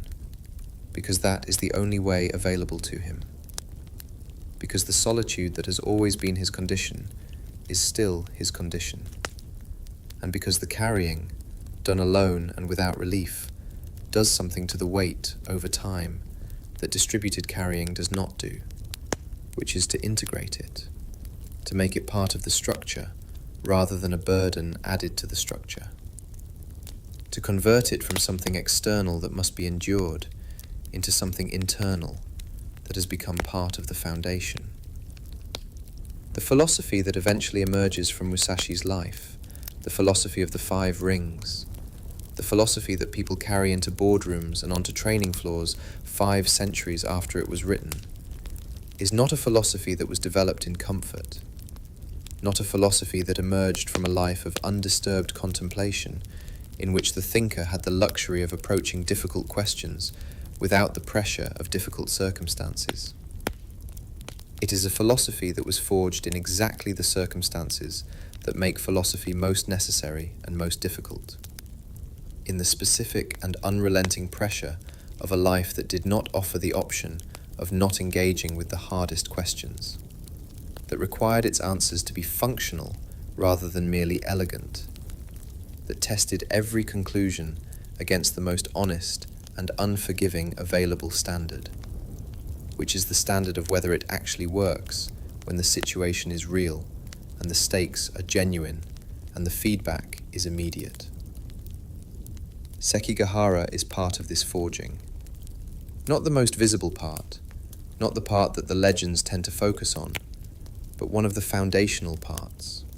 one of the experiences that contributed to the specific quality of seriousness that everyone who encountered Musashi in the years that followed found in him. The quality that is not grimness exactly, not the heaviness of a person who has been damaged by what they have seen, but the specific and grounded weight of a person who has looked at something real and large and terrible and has not looked away, and has continued, after looking, to move forward with the question that the looking has deepened rather than closed. The road from Sekigahara to Kyoto is not a long one in terms of physical distance, but Musashi does not travel it directly, does not move in the efficient straight line of a person with a specific destination and a reason to arrive there quickly. He moves through the provinces in the way he has always moved, which is to say, according to the logic of the practice, rather than the logic of the destination, stopping where there is something to learn, and moving on when the learning available in a place has been exhausted, following the specific and interior compass that has been orienting him since the field at the edge of the village in Harima, where the practice began. The provinces of Western Japan, in the years immediately following Sekigahara, are full of men in his situation. Men who are on the losing side and are now navigating the specific and precarious position of people whose skills are real and whose loyalty to the new order is unestablished, who are valuable enough to be worth engaging with and uncertain enough in their allegiances to be worth being cautious about. Some of these men attach themselves quickly to the new order, find ways to demonstrate their value to the Tokugawa administration, and secure positions that allow them to continue the kind of life they were living before the battle reorganized the political landscape. Others retreat into obscurity, finding in the quieter corners of the country the specific and provisional safety of people who are not important enough to be worth pursuing, but not visible enough to be worth trusting. Musashi does neither of these things, because neither of them is organized around the question that organizes him, because the question does not care about political geography and does not require him to position himself in relation to the new order in any way other than the way he has always positioned himself in relation to every order, which is adjacent, close enough to move through but not close enough to be absorbed. He continues the practice. He finds practitioners in the provinces he moves through and engages with them in the specific and serious way of someone for whom these engagements are not entertainment or competition, but data, information about the question that can only be gathered through direct and genuine encounter with people who have arrived at their own answers through their own paths. The results of these engagements continue to be what they have been since the field outside the village in Harima,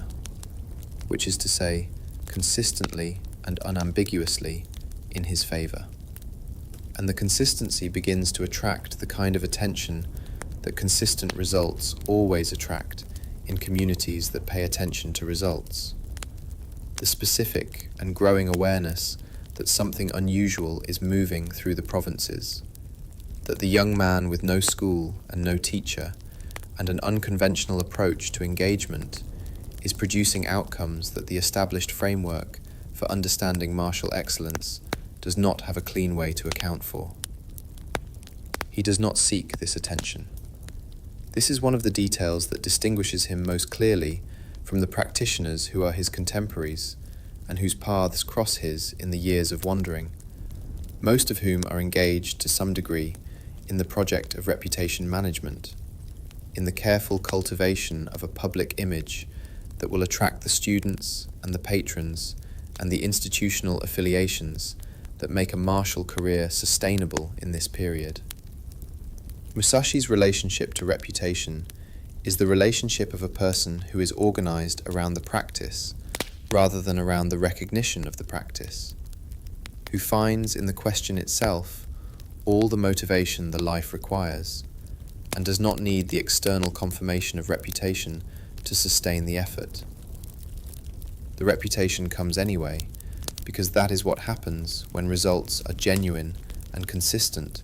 and the community that observes them is paying attention, because you cannot control what other people conclude from what they witness, and you cannot prevent the conclusions from circulating through the networks that connect the people who witnessed them to the people who did not. The name Miyamoto Musashi is acquiring weight in the provinces of Western Japan in the years after Sekigahara, acquiring it in the specific and organic way that names acquire weight when the weight is earned rather than constructed, when it is the product of direct and unambiguous evidence rather than the product of careful image management and strategic self-presentation. He moves toward Kyoto with this weight accumulating around him, not wearing it, not organizing himself around it, but carrying it the way he carries everything that the life has added to him, which is forward, integrated into the question, rather than allowed to become a distraction from it, part of the context in which the practice continues, rather than a reason to change what the practice is or how it is conducted. The capital and its dojos and its established schools and its centuries of accumulated tradition are ahead, and they will test him in ways that the provinces have not been able to test him, will bring him into contact with the institutionalized version of the thing he has been pursuing alone, and require him to account for himself in a context that has its own standards and its own ways of measuring what he represents. He is ready for this, or as ready as a person can be for something they have not yet encountered. Which is to say, ready in the body and the breath and the specific and settled quality of a person who has been preparing for a long time for something they cannot fully anticipate, who has done the work that can be done in advance, and has arrived at the point where the remaining preparation can only be done by encountering the thing itself. The road continues toward the capital. The provinces recede behind him. The field of Sekigahara is further behind, further in distance and further in time, settling into the specific and permanent place that formative experiences settle into, not forgotten, not processed into something comfortable and resolved, but integrated, carried forward as part of the foundation of the person, rather than as a wound on the surface of the person, as something that has become part of the structure, rather than something added to it. Just breathe. The road goes forward. The capital is ahead, with its dojos and its traditions and its centuries of accumulated certainty about what excellence looks like and how it is measured. And the man walking toward it carries something that the capital's certainty has not yet encountered and does not yet have a category for. But it will. Good night. There are names in the history of martial arts that function as institutions, that accumulate over generations a weight of reputation and tradition and association that makes the name itself into a kind of argument, a claim about the nature of excellence and the correct way of pursuing it, that does not need to be stated explicitly, because it is already embedded in every context in which the name appears. Yoshioka is one of these names. In the city of Kyoto, in the years around the turn of the 17th century,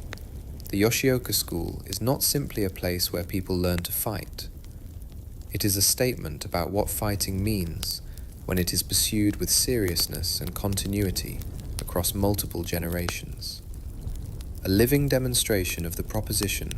that mastery is something that can be transmitted, that the knowledge accumulated by one generation can be passed to the next through the mechanisms of instruction and practice,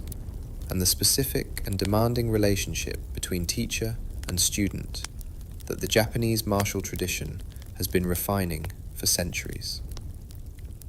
The Yoshioka family has served the Ashikaga shogunate as official instructors. This connection to power, to the institutional center of the old order, gives the school a prestige that is not merely about fighting ability, but about position, about the relationship between martial excellence and social legitimacy, about what it means to be recognized by authority as the exemplary practitioners of a thing that authority values. The current head of the school, when Musashi arrives in Kyoto, is Yoshioka Seijuro. And Seijuro carries the name the way men carry inheritances they did not earn personally, but have nonetheless organized their lives around, with the specific combination of pride and pressure that belongs to people who are the custodians of something larger than themselves. Musashi arrives in Kyoto sometime around 1604, the records offering their usual range of options, and he is not the same person who walked out of Harima with a wooden sword and a question. He has been on the road for years now, moving through the provinces, testing himself against practitioners of various schools and traditions, accumulating the specific and unteachable knowledge that comes from direct engagement with a wide range of opponents in conditions that are not controlled and not predictable.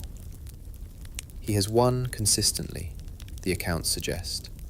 not always cleanly, not always in ways that conform to the established protocols of formal engagement,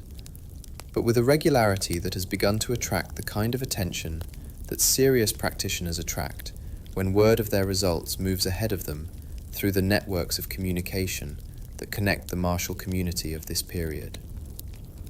He issues a challenge to the Yoshioka school in the specific and formal manner that the tradition requires, and the challenge is accepted,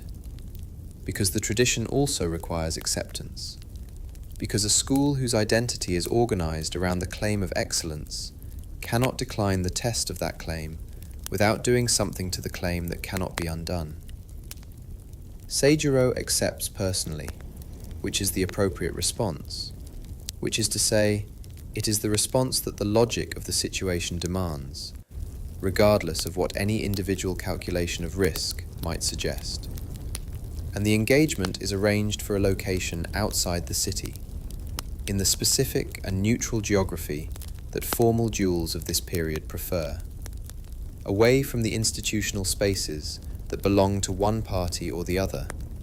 and that would give the location itself a meaning that the engagement does not need. The morning of the first engagement arrives with the quality that mornings of significant engagements always carry in the accounts that survive them, which is to say, with a heightened attention to detail, to the light and the air and the specific sensory texture of the environment, as if the people present understood that they were inside something that would be described later, and tried, consciously or not, to notice it clearly enough to describe it themselves. Musashi arrives late. This is the first appearance of a tactic that will become one of the most analyzed and debated elements of his approach to formal engagement: the deliberate disruption of the opponent's prepared state through the simple and psychologically precise mechanism of making them wait, of introducing into the carefully maintained stillness of a man who has been preparing himself for a specific encounter at a specific time, the destabilizing uncertainty of not knowing when that encounter will actually begin. The question of whether Musashi's lateness is strategy or simply the expression of a temperament that has never been particularly organized around other people's schedules is one that the sources do not resolve cleanly, and the honest answer is probably that it is both. That a person who is genuinely indifferent to the social conventions that make punctuality a virtue will naturally tend toward lateness, and will also, if that person is intelligent and observant, notice the effect that lateness has on opponents, and begin to understand it as a tool, even if it did not begin as one. What is clear is that by the time of the Yoshioka engagements, the lateness is not accidental. That, whatever its origins, it has become deliberate, has been integrated into the approach, the way the two-sword technique has been integrated, as an expression of a philosophy rather than simply a habit. Seijuro waits. The waiting does what waiting does to a man who has been prepared for a specific moment that keeps not arriving, which is to say, it works on him, quietly and persistently, loosening the specific and carefully cultivated tension of readiness into something less organized, introducing into the prepared state the kind of micro-uncertainties that accumulate into something that is not quite doubt, but is adjacent to it, that occupies some of the same mental space that doubt would occupy if it were allowed to fully form. By the time Musashi arrives, Seijuro is still technically prepared, still skilled, still the head of one of the most respected schools in Kyoto. But he is prepared in a slightly different way than he was when he arrived, and slightly different, in an engagement at this level, is enough. The fight is over quickly. The accounts describe a single, decisive movement. Musashi closing the distance with a speed and directness that does not allow for the kind of measured exchange that formal dueling technique is designed to produce.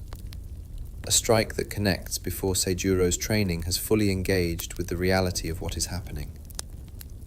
Seijuro goes down with an injury to his sword arm that is serious enough to end his career as a practitioner. Serious enough to constitute, in the language of this world, a definitive outcome. A result that cannot be reinterpreted or contextualized into something other than what it is. The Yoshioka school does not accept this result as final.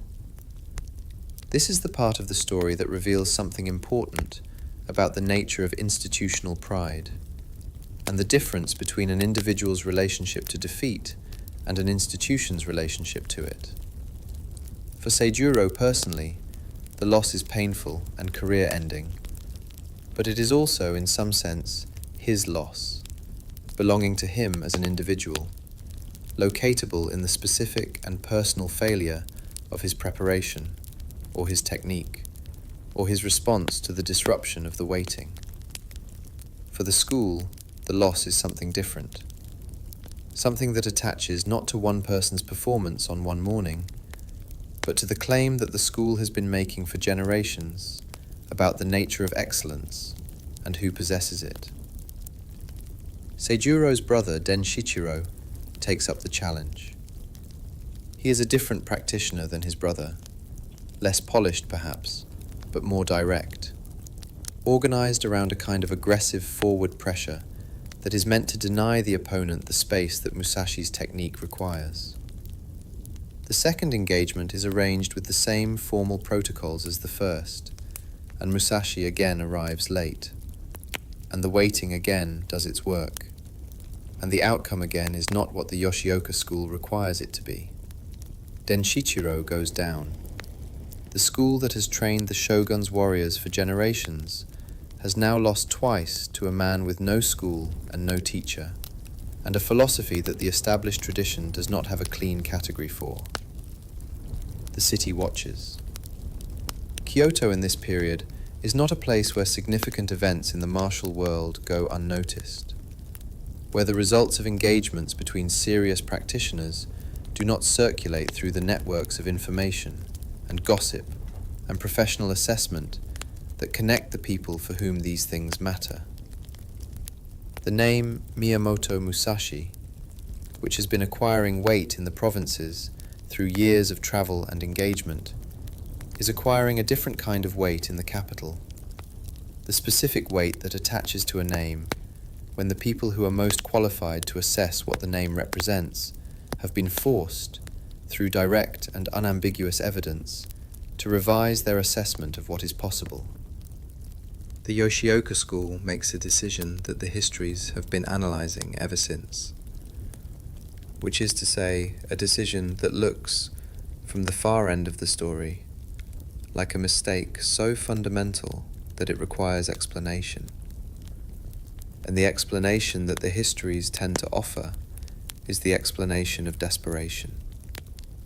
of an institution that has been pushed past the point where individual pride can be distinguished from institutional survival, past the point where the rational assessment of risk and likely outcome can compete with the simpler and more urgent need to do something, to not simply absorb the losses and continue, to force a resolution that the two previous engagements have failed to provide. They send a group. The third engagement is not a formal duel between Musashi and a single representative of the school, but an ambush, or something close enough to an ambush that the distinction the accounts sometimes try to draw between the two does not hold up under much pressure. The sources differ on the exact number, some saying dozens, some saying the group is smaller, all agreeing that it is multiple opponents rather than one, that the Yoshioka school has decided that the conventions of individual engagement that the first two encounters operated within are no longer the conventions that apply, that the situation has moved past the point where those conventions can be expected to produce the outcome the school needs. Musashi arrives at the location and understands immediately what the meeting is. This is the moment that the legends tend to linger on, the moment of recognition, the specific and clarifying instant when the situation reveals itself fully and the person inside it must respond not to what they expected, but to what is actually present.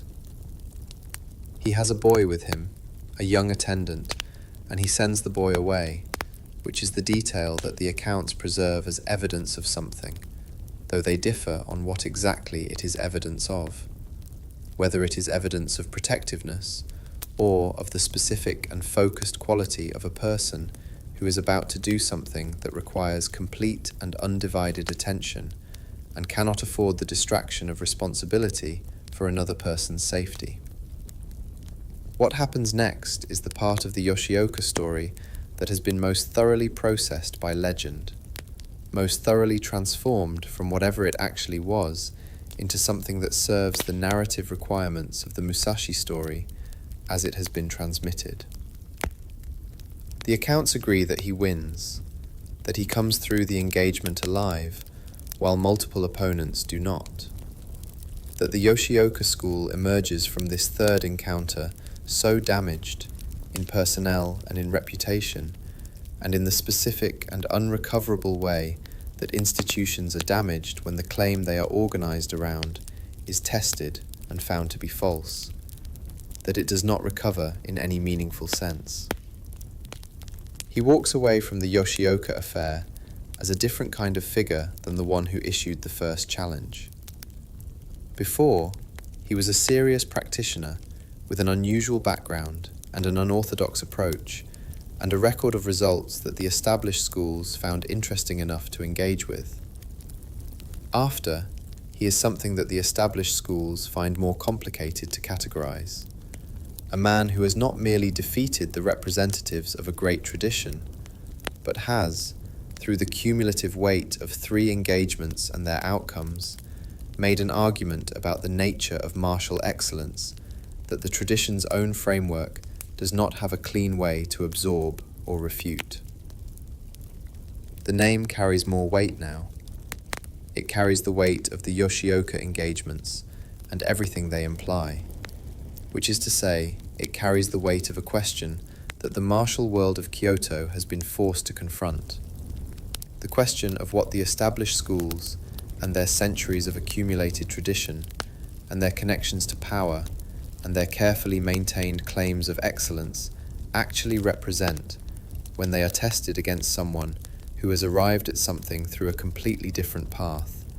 and arrived there more completely. But the weight is not only professional. There is another kind of weight that the Yoshioka affair adds to the name Miyamoto Musashi,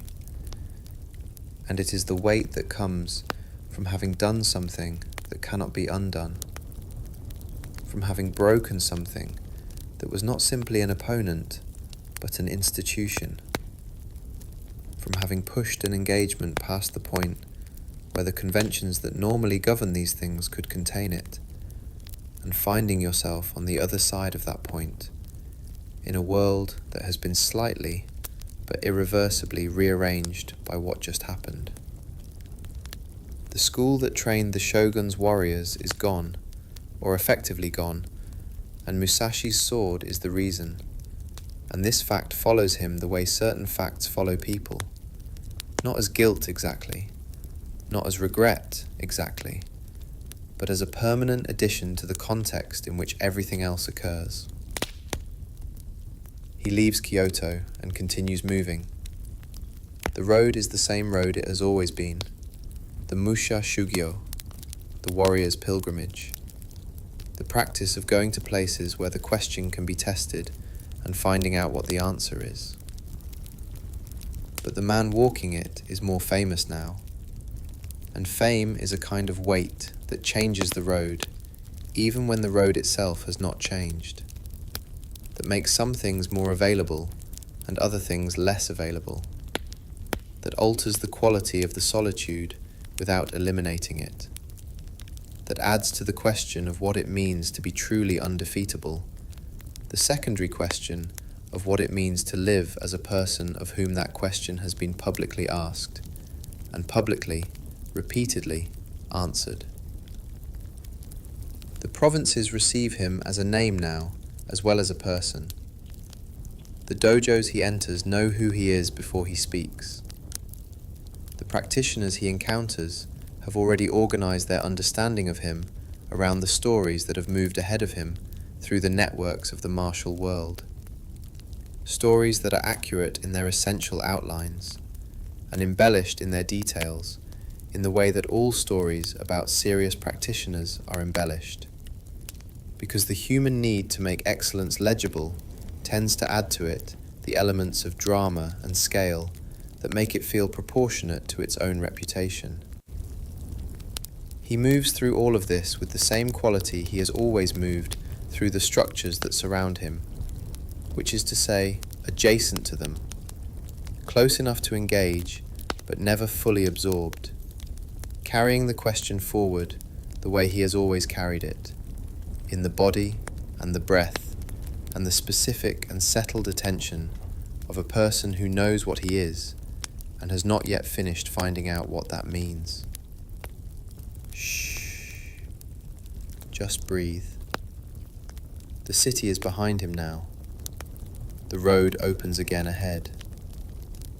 And the name that Kyoto gave back to him, heavier than he brought it,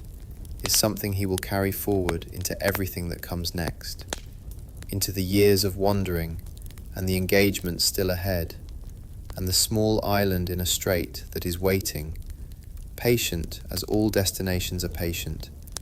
at the end of a road that has one more chapter before it arrives there. The city of Kyoto, in the years around the turn of the 17th century, is a city that is simultaneously the center of everything and the center of nothing. A city whose cultural and historical weight is enormous, and whose political weight has been diminishing for decades, whose relationship to power has become the relationship of a place that power passes through, rather than a place that power originates from, that is defined by what it has been, more than by what it currently is. The imperial court is here, and the accumulated traditions of centuries of cultural production are here, and the specific and dense quality of a city that has been the symbolic center of a civilization for a very long time is here, visible in the architecture and the protocols and the specific way that people in Kyoto carry themselves, with the particular combination of pride and self-consciousness that belongs to people who live inside something they know to be significant and who have organized their identities around that significance. The martial world of Kyoto is embedded in this larger cultural context in ways that matter for understanding what the Yoshioka engagements mean beyond their immediate outcomes. The schools and dojos of the capital are not simply places where people learn to fight. They are institutions whose prestige is inseparable from the prestige of the city itself, whose legitimacy is derived not only from the quality of their instruction, but from their connections to the historical and cultural apparatus of a place that has been defining excellence for centuries. When Musashi challenges the Yoshioka school, he is not only challenging the specific practitioners who represent the school, he is challenging the entire framework of legitimacy within which those practitioners operate. The framework that says excellence is something that is transmitted through institutions, that it has a lineage, that it can be traced back through generations of teachers and students to origins that give it authority. This is why the city watches the engagements with the specific quality of attention that it brings to them, why the outcomes matter beyond the question of who wins and who loses in a physical encounter between serious practitioners. The city is watching because the engagements are a test of something larger than the individuals involved, a test of the proposition that institutional excellence can be distinguished from individual excellence, that the accumulated tradition of a school with centuries of refinement behind it represents something that a self-taught practitioner with no lineage and no institutional affiliation cannot replicate through individual effort alone, however sustained and however serious that effort has been.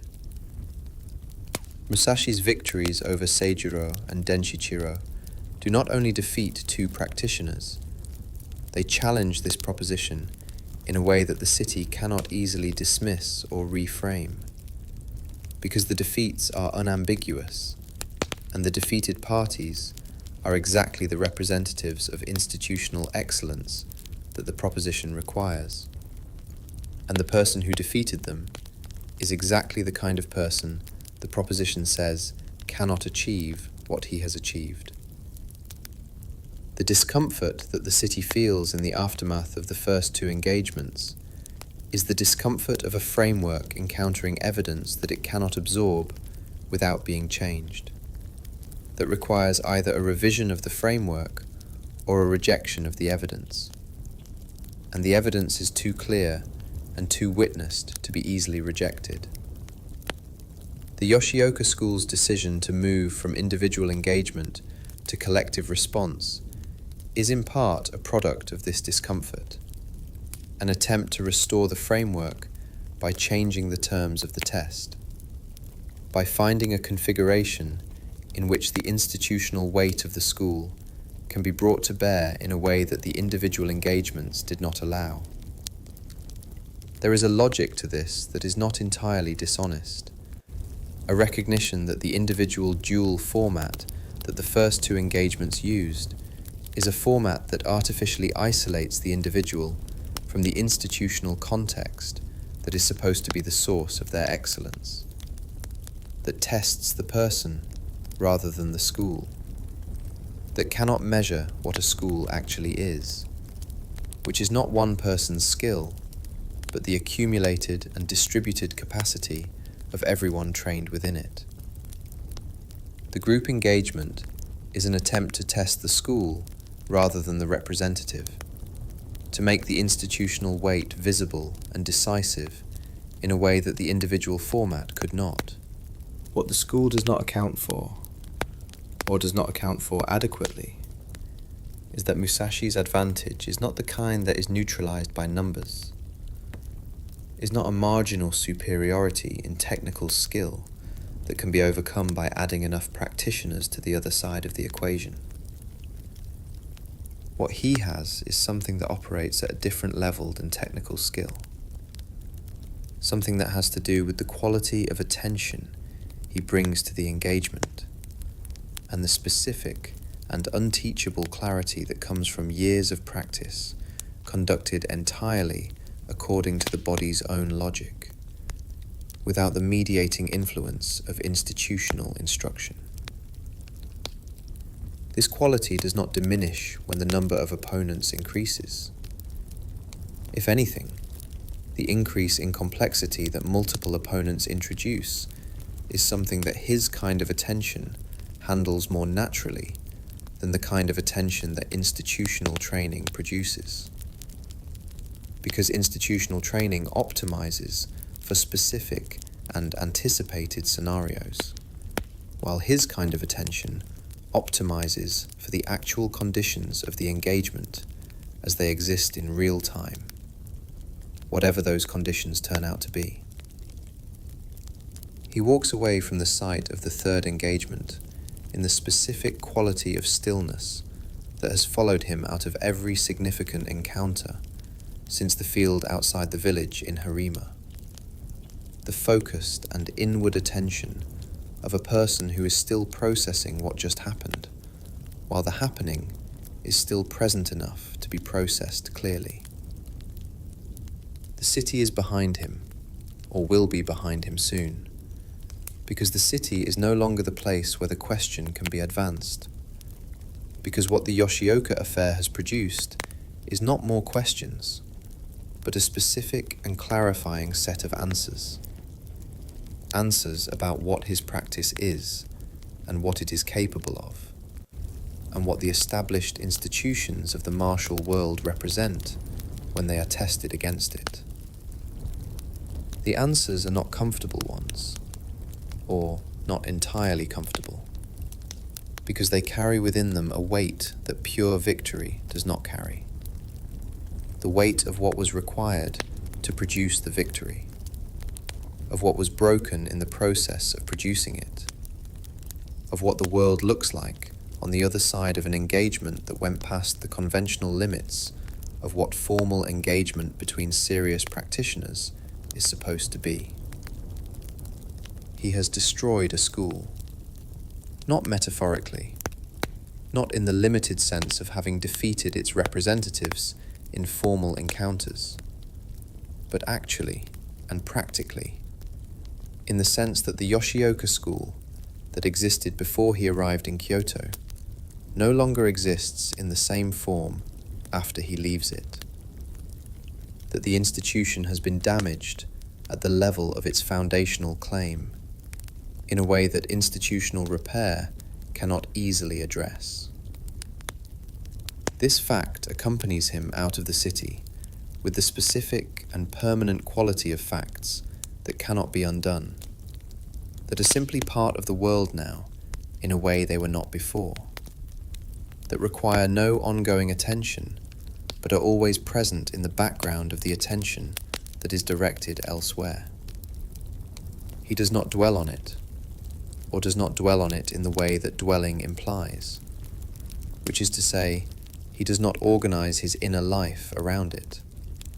does not make it the center of the reflection that the road invites. But it is there, the way Sekigahara is there, the way his father's absence is there, as part of the accumulated weight of the life, as one of the things that have happened that have added something to the question without closing it. The practitioners he encounters in the years after the Yoshioka affair respond to him differently than the practitioners he encountered before. This is the inevitable consequence of reputation,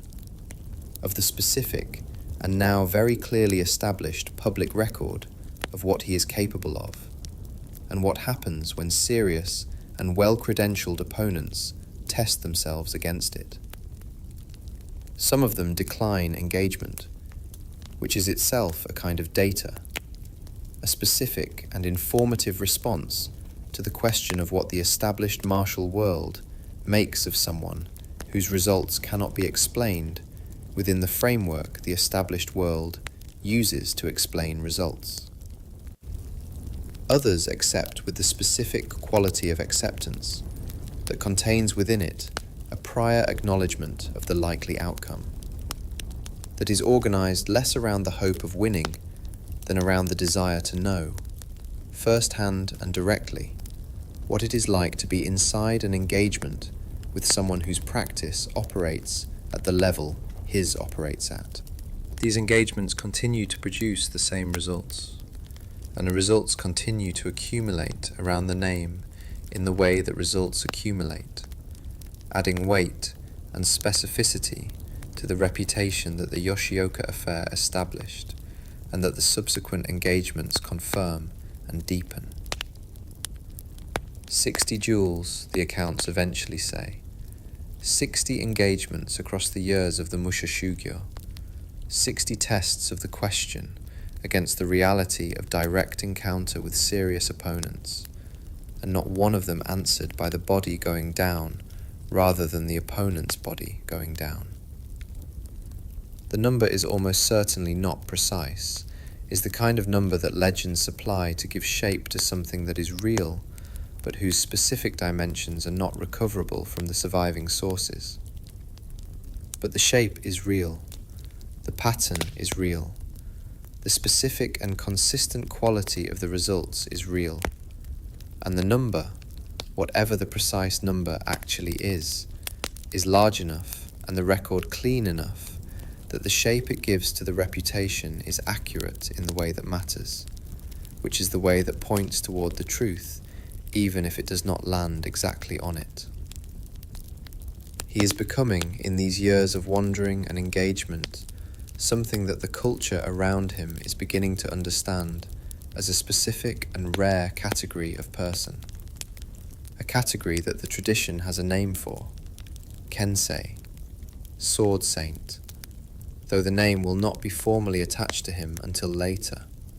until the life has accumulated enough evidence to make the attachment unambiguous. He does not use the name for himself,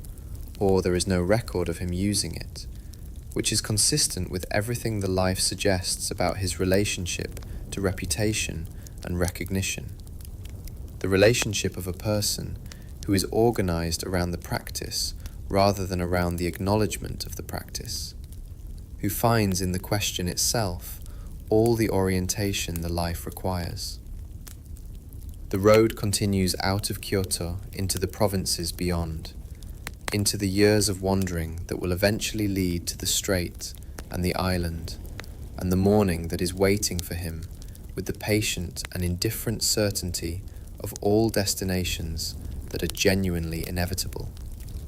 Not inevitable in the sense of predetermined, not inevitable in the sense that no choice could have led elsewhere, but inevitable in the sense that the direction has been clear for long enough, and the commitment has been deep enough, and the preparation has been complete enough, that the arrival, when it comes, will feel not like something that happened, but like something that was always going to happen, like the natural conclusion of a logic that has been unfolding since the field at the edge of a village in Harima, where a boy with a wooden sword was learning, in the only way available to him, what he was. Shh. Just breathe. The city falls away behind you. The road opens ahead into the provinces and the years and the engagements still to come. And somewhere at the end of all of it, past the wandering and the winning, and the slow and unglamorous accumulation of everything the question has to teach, a small island is waiting in a strait, patient as islands are patient. Good night. There is a small island in the strait between Honshu and Kyushu that has no particular significance in the geography of Japan except for one morning in the spring of 1612. And that morning is enough. That morning is more than enough. That morning is the kind of event that attaches itself to a place so completely that the place and the event become inseparable. That the island cannot be named without the morning being named alongside it. That the water around it and the sand on its shore and the particular quality of light that comes off the strait in the early hours carry within them, for everyone who comes after, the weight of what happened there, on a day that the participants could not have known would be remembered for 400 years. The island is called Funajima at the time, though it will later be called Ganryujima, Ganryu's Island, named not for the man who wins the engagement that makes it famous, but for the man who loses it, which is itself a kind of statement about what the world remembers and why, about the specific and not entirely rational way that loss can attach a name to a place more permanently than victory can. Sasaki Kojiro is the man the island will be named for, and he deserves more than the role of foil that the Musashi legend has sometimes reduced him to. deserves to be understood as what he actually is, which is one of the most accomplished sword practitioners of his generation. A man who has arrived at his own excellence through his own path, and whose path is, in almost every respect, the mirror image of the path that Musashi has been walking. Where Musashi has no school, Kojiro has lineage, has trained under serious teachers and absorbed the accumulated knowledge of established traditions and refined that knowledge through years of practice into something that is entirely his own. Where Musashi is organized around simplicity, around the reduction of technique to its essential principles, Kojiro is organized around elaboration, around the extension of technique to its furthest possibilities, around the development of a signature movement, the Tsubame Gaeshi, the swallow counter, a strike of such speed and precision that the accounts of practitioners who have encountered it describe it with the specific and reverent language that serious people use for things that have achieved a kind of perfection within their own terms. Where Musashi moves through the world in the specific and deliberate solitude of a man who has decided that the only instruction worth having comes from direct experience, Kojiro moves through it with the confidence of a man who has been told by teachers he respects that he has mastered what they have to teach, and who has found, in the engagements that have followed that instruction, no reason to doubt their assessment. They are, in other words, the two directions that excellence can go, and the morning on the island in the strait is the morning when those two directions meet, and one of them ends. The lord of the domain, Hosokawa Tadaoki, has sanctioned the engagement, has provided the island as a neutral location and the institutional weight of his authority as a guarantee that the outcome will be respected. This sanctioning is significant because it means that the engagement is not simply a private matter between two serious practitioners, but a public event, an occasion with witnesses and consequences that extend beyond the two men involved, an occasion that the world is watching in the specific and attentive way that the world watches things it suspects will be worth watching. Kojiro arrives on the island in the morning with the bearing of a man who is exactly where he is supposed to be, doing exactly what he is supposed to be doing. He is prepared in the full sense of the word, not merely technically ready, but psychologically composed, settled into the specific quality of focused attention that years of serious practice produce in serious practitioners. The stillness that is not the absence of energy, but its perfect organization. He waits. The morning light comes off the water in the particular way that morning light comes off the Kanmon Strait, which is to say, sideways and shifting, changing the appearance of the surface from moment to moment, making the water look like a different thing depending on where you are standing and at what angle the light is arriving. Musashi is not there. The boat that carries Musashi to the island leaves late, and the lateness is not accidental. And by this point in the story, that fact requires no argument, because the pattern has been established clearly enough across the Yoshioka engagements and the years of practice that preceded them, that the lateness is recognizable as what it is, which is a tool, a deliberate and precisely calibrated disruption of the opponent's prepared state, an intervention in the psychological dimension of the engagement that begins before the physical dimension has started, and that is designed to do specific and measurable work on the specific and measurable quality of attention that a prepared opponent brings to the moment of encounter. What is less often discussed, or discussed with less care than it deserves, is what Musashi is doing during the time that Kojiro is waiting. The account that Musashi himself provides or that is attributed to him in the sources, suggests that he is sleeping, that he has spent the night before the most famous engagement of his life in the specific and deliberate rest of a person who has decided that sleep is the correct preparation for what the morning requires, that the agitated wakefulness of anxious preparation is not what the body needs and not what the engagement calls for, and that the body's own wisdom about how to ready itself for significant effort is more reliable than the mind's tendency to rehearse and anticipate and generate the specific kind of tension that rehearsal and anticipation produce. Whether he actually sleeps, whether the account is literally true, or is the kind of story that a life generates around itself as it moves from event to legend, is a question the sources cannot answer cleanly. What is clear is that he is late enough, and deliberately late enough, that Kojiro's waiting has done significant work by the time the boat arrives at the island, that the carefully prepared state of a man who has been ready for a specific encounter at a specific time has been subjected to the particular and corrosive uncertainty of not knowing when the encounter will actually begin, of having the prepared moment extend past its expected duration into a duration that has no clear end, that could be 10 more minutes or an hour, or the slow and humiliating realization that the other man is not coming at all. Musashi steps off the boat onto the sand of the island, and Kojiro is there, waiting. And the waiting has done what waiting does, and the specific quality of Kojiro's attention, which was when he arrived the quality of a man who is completely and serenely ready,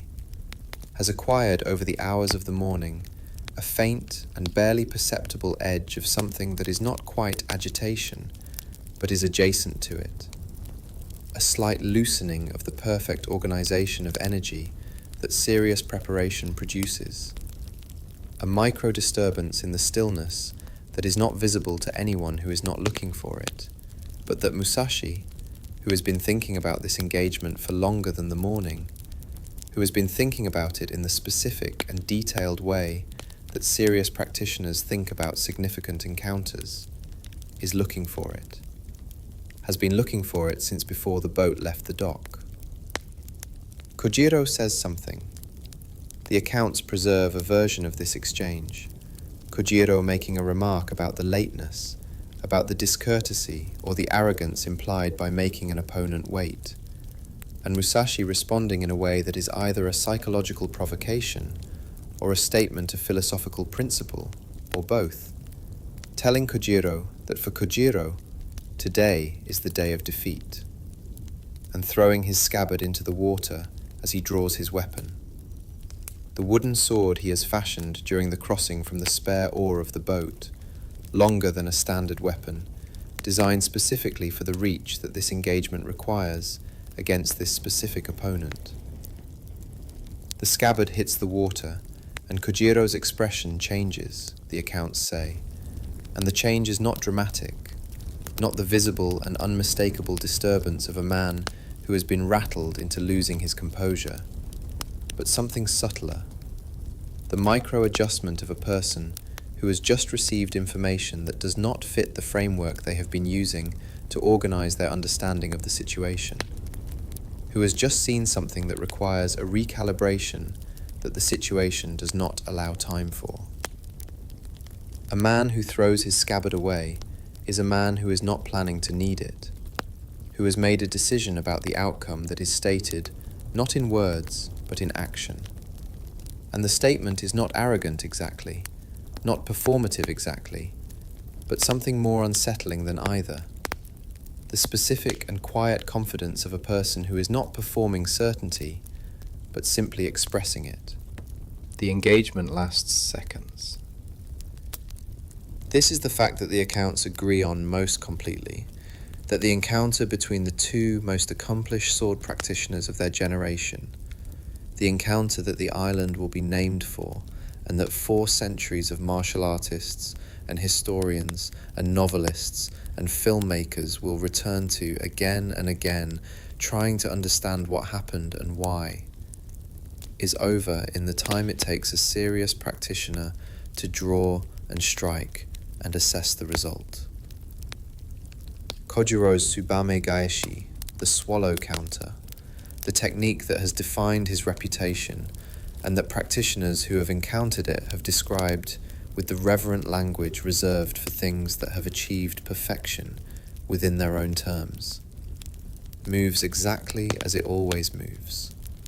with exactly the speed and precision that have made it famous. It is not enough. Musashi's wooden sword, longer than a standard weapon, longer than Kojiro's blade, reaches him first. And the reach is not accidental, is not the fortunate product of a measurement that happened to work out in Musashi's favor, but the result of a calculation that was made before the boat left the dock. A deliberate and precise response to the specific problem posed by an opponent whose signature technique requires a particular distance to function. A response that removes that distance from the available options before the technique can be deployed in the way it was designed to be deployed. Kojiro goes down. The Tsubame Gaeshi catches Musashi's headband as it passes, close enough that the accounts note it, close enough that the margin between the outcome and a different outcome is measured in the width of a piece of cloth rather than in any more comfortable unit of distance. But close is not the same as sufficient, and the headband is not the head, and Kojiro is on the sand of the island in the strait, and the engagement is over. Musashi stands over him for a moment with the quality of attention that people who have witnessed him in the aftermath of engagements have been noting since the field outside the village in Harima, where he stood over Arima Kihei at 13. The focused and inward quality of a person who is still inside the thing even after the thing has stopped, who is extracting from the encounter whatever it has to teach, while the encounter is still present enough to be learned from. Then he bows. This detail, the bow, is preserved in the accounts with an attention that suggests it was noticed and remembered by the people who witnessed it, noted as significant, as a gesture that carries within it something about how Musashi understands what has just happened and what his relationship to it is. He gets back in the boat. The island recedes behind him as the boat moves back across the strait, and the morning light is doing what it was doing when he arrived, coming off the water sideways and shifting, making the surface look like a different thing depending on where you are standing and at what angle the light arrives. Kojiro is on the island with the people who came to witness the engagement, and the people are doing what people do in the aftermath of something significant, which is trying to find the words for it, trying to arrange what they saw into a description that will transmit to people who were not there something of the quality of what it was like to be there, and finding, as people always find in these situations, that the words available to them are not quite adequate to the thing they are trying to describe. Musashi sits in the boat and does not look back, or, if he looks back, the accounts do not preserve it. And there is something in this, in the not looking back, or the not preserving of the looking back, that feels true to the person the life has been describing. The person who has been moving forward since he walked out of the valley between the mountains that do not care about each other, moving toward the question rather than away from anything, organized around approach rather than avoidance, carrying the thing forward even when the thing is heavy and the forward direction is not clear. The island recedes. The water moves under the boat with the specific and indifferent motion of water that has been moving in this strait since before the people who named it arrived, and will continue moving long after the last person who remembers what happened here this morning is gone. The name Ganryujima does not exist yet. It will exist by tomorrow, or the day after, or whenever the news of what happened on the island reaches the people who will begin, immediately and instinctively, the work of turning the event into a story, of finding the shape that will allow it to be carried forward through time in a form that preserves what matters. And what matters? What the story will carry forward is not only the outcome, not only the fact of who won and who lost on a small island in a strait on a spring morning in 1612, but something about the nature of the two men and the two paths they represented, and what it means that the paths met here, and one of them ended. Kojiro was excellent. This needs to be said clearly and held without diminishment,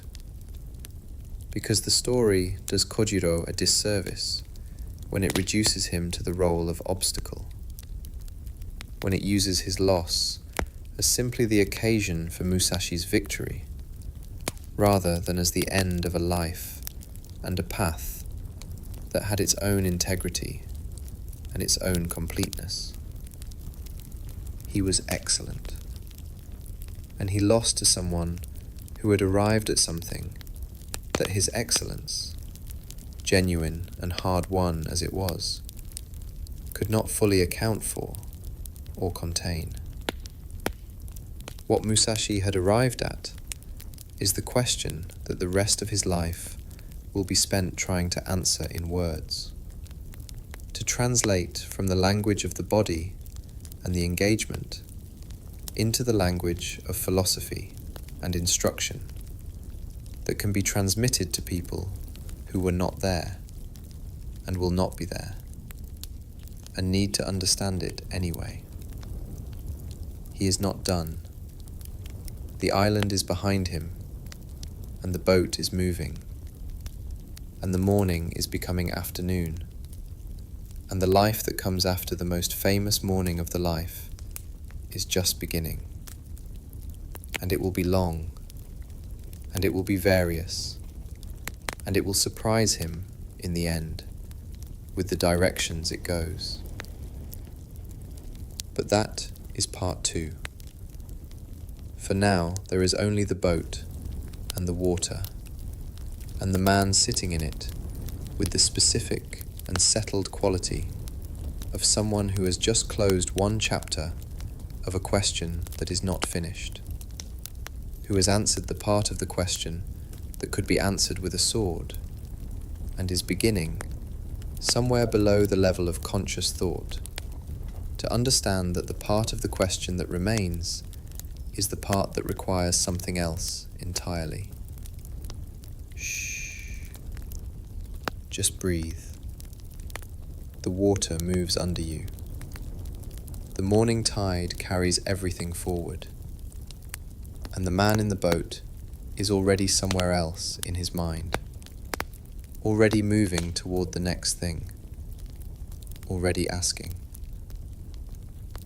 The night before the engagement on the island is a night that the accounts approach with the specific and reverent attention that people bring to the hours before significant events, when they are describing those hours from the far side of the event, when they already know what the morning produced, and are trying to find in the preceding darkness some evidence of the significance that was coming, some texture or quality that the night itself carried as a kind of anticipation of what the light would reveal. The accounts say Musashi sleeps. This detail, the sleeping, has attracted more commentary than almost any other detail in the entire Musashi story, more than the wooden sword fashioned from the oar, more than the lateness, more than the single decisive movement that ended the engagement, because it is the detail that most directly contradicts what the imagination expects of a person on the night before the most consequential morning of their life. The expectation, the one that the imagination supplies automatically, and that the accounts are deliberately countering by reporting the sleep, is the expectation of wakefulness,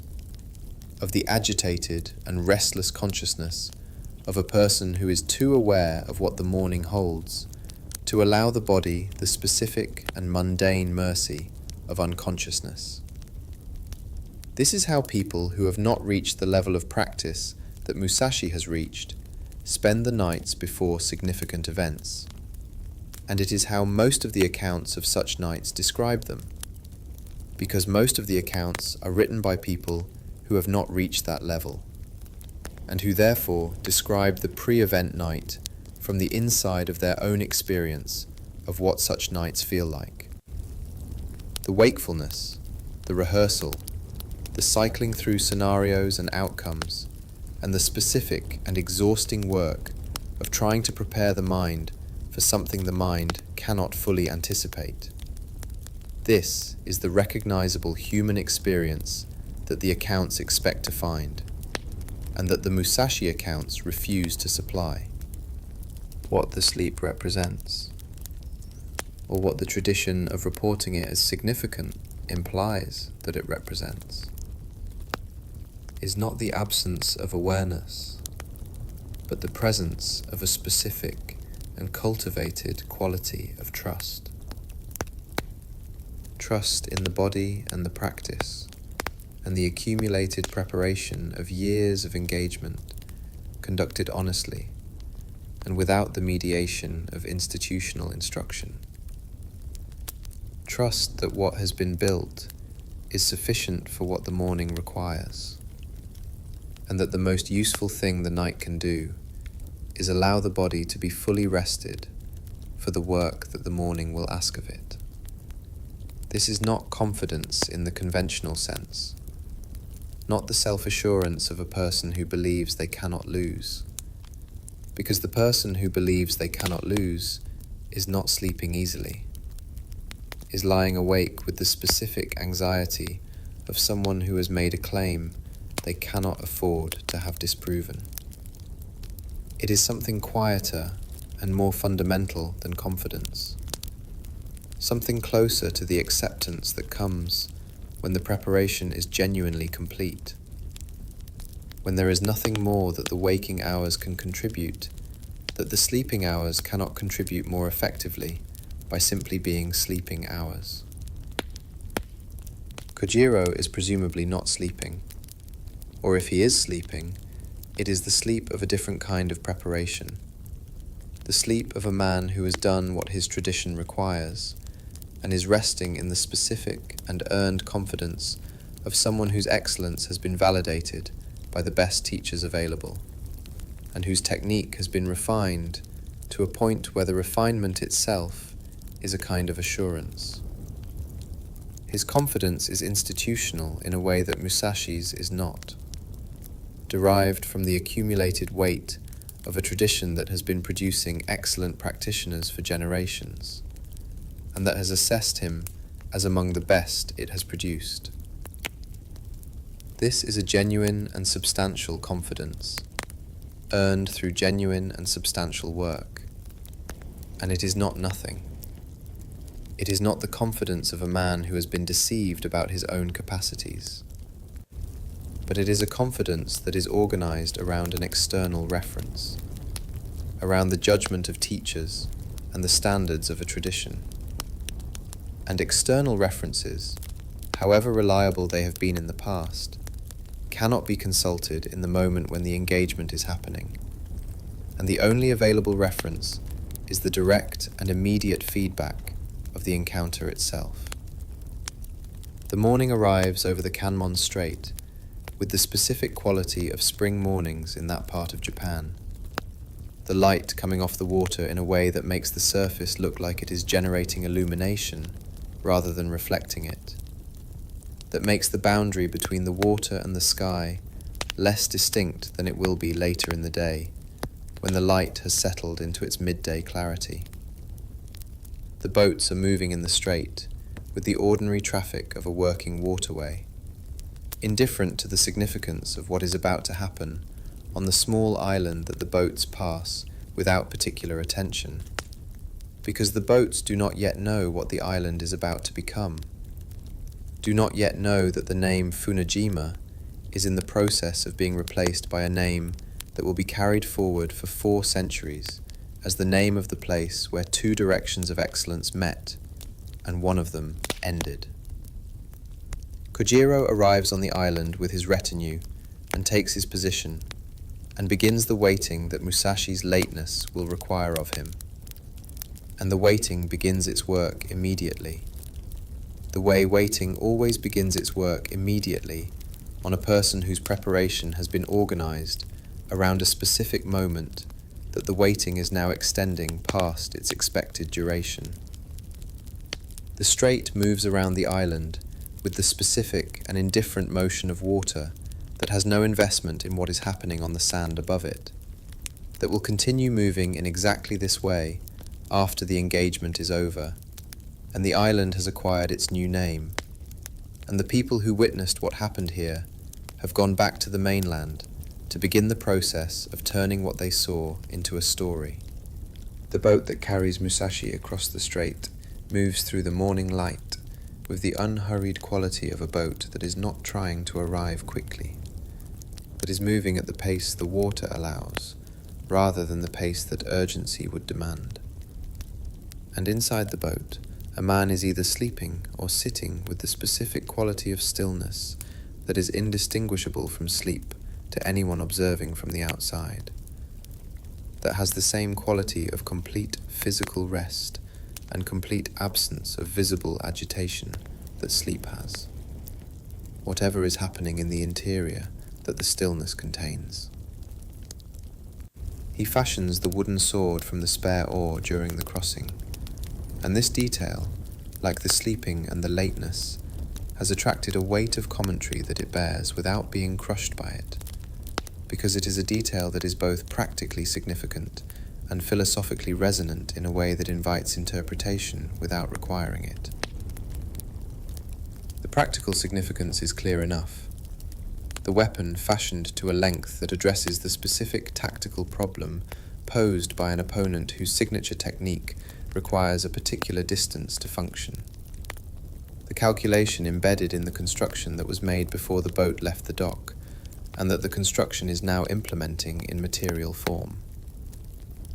The philosophical resonance is harder to articulate, but not harder to feel. Something about the improvisation, about the willingness to fashion the tool from whatever the situation provides, rather than insisting on the tool that convention and preparation would normally supply. Something about the relationship between readiness and adaptability,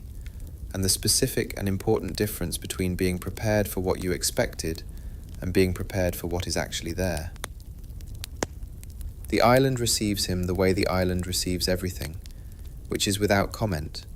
without the kind of environmental response that the narrative imagination wants to supply to significant arrivals, the shift in light, or the change in the quality of the air, or the specific and atmospheric acknowledgement that the place knows something important is happening. The sand is sand, and the trees are trees, and the water moves around the shore with the same motion it was making before the boat arrived, and will make after it leaves. And Kojiro is standing on the sand with the accumulated weight of his waiting visible in the specific and barely perceptible adjustment of his bearing,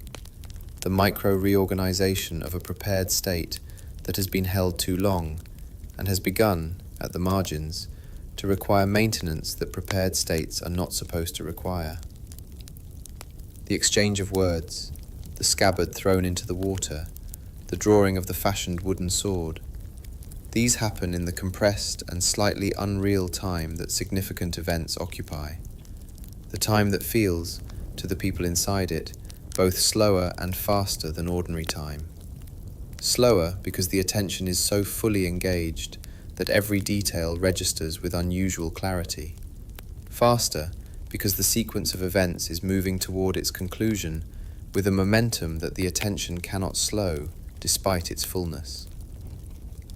Kojiro moves into the Tsubame Gaeshi with the specific and committed quality of a man who has made a decision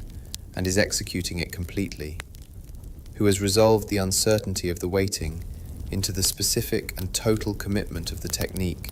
that his entire career has been organized around, the technique that has defined him, that has been the answer he brings to every question that serious engagement asks. The headband moves. This is the detail that the accounts preserve with a precision that the other details of the engagement do not receive. The specific and narrow evidence of how close the margin was, of how completely Kojiro's technique functioned as it was designed to function, of how little separated the outcome from a different outcome. The headband moves and the wooden sword connects, and the engagement is over in the time it takes to describe the beginning of it. And Musashi is standing on the sand of the island with the fashioned wooden sword and the specific quality of inward attention that has followed him out of every significant encounter since the first one. And Kojiro is on the ground, and the witnesses are doing what witnesses do, which is trying to find the words for what they just saw, and finding, as witnesses always find, that the words are not quite adequate. He bows. The bow is the detail that the witnesses remember and preserve with the care that significant gestures receive when the people who witness them understand, immediately and without analysis, that the gesture is saying something that the words available to the situation cannot say as clearly. It is not a bow of triumph, not the gesture of a person marking a victory and claiming it publicly as evidence of their standing. It is something more complicated and more honest than that. A gesture that contains within it the acknowledgement of what has just ended, the recognition that the person on the ground was genuinely excellent,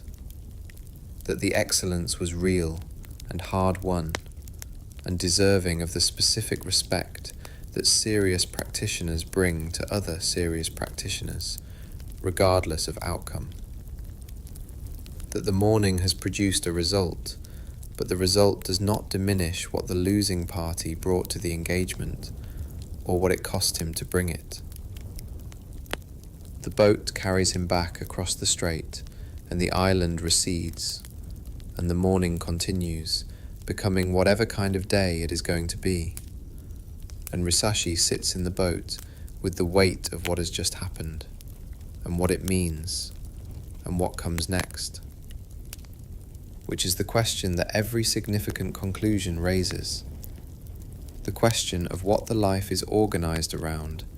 now that the thing it has been moving toward for years has been reached and completed, and left behind on an island in a strait that is already in the process of acquiring a new name. The answer to this question will take years to arrive at fully, will require the entire second half of the life to work out in practice, will produce the paintings and the sculptures and the garden and the book that the world is still reading,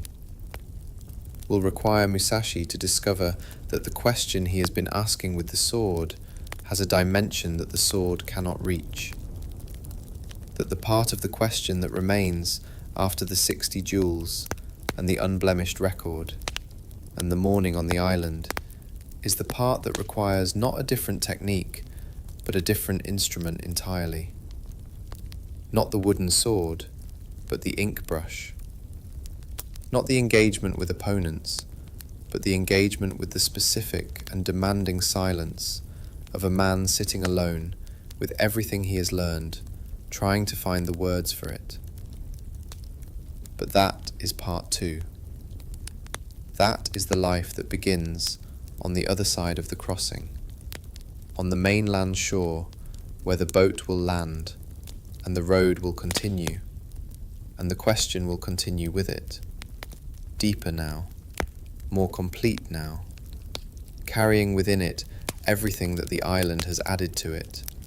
and everything that the island has shown cannot be answered from the island. Everything that requires not more duels, but more years and more silence, and the specific and unglamorous work of a person who has finished one chapter of a question and is beginning, in the only way available, which is from the beginning, the next one. Shh. Just breathe. The water moves under the boat. The island is behind you now, small in the distance, becoming the thing it will always be from now on, the place where the morning happened, the place the name belongs to, the place that 400 years from now people will visit and stand on the sand of, and try to feel something of what it felt like to be there on that spring morning in 1612, when two directions of excellence met,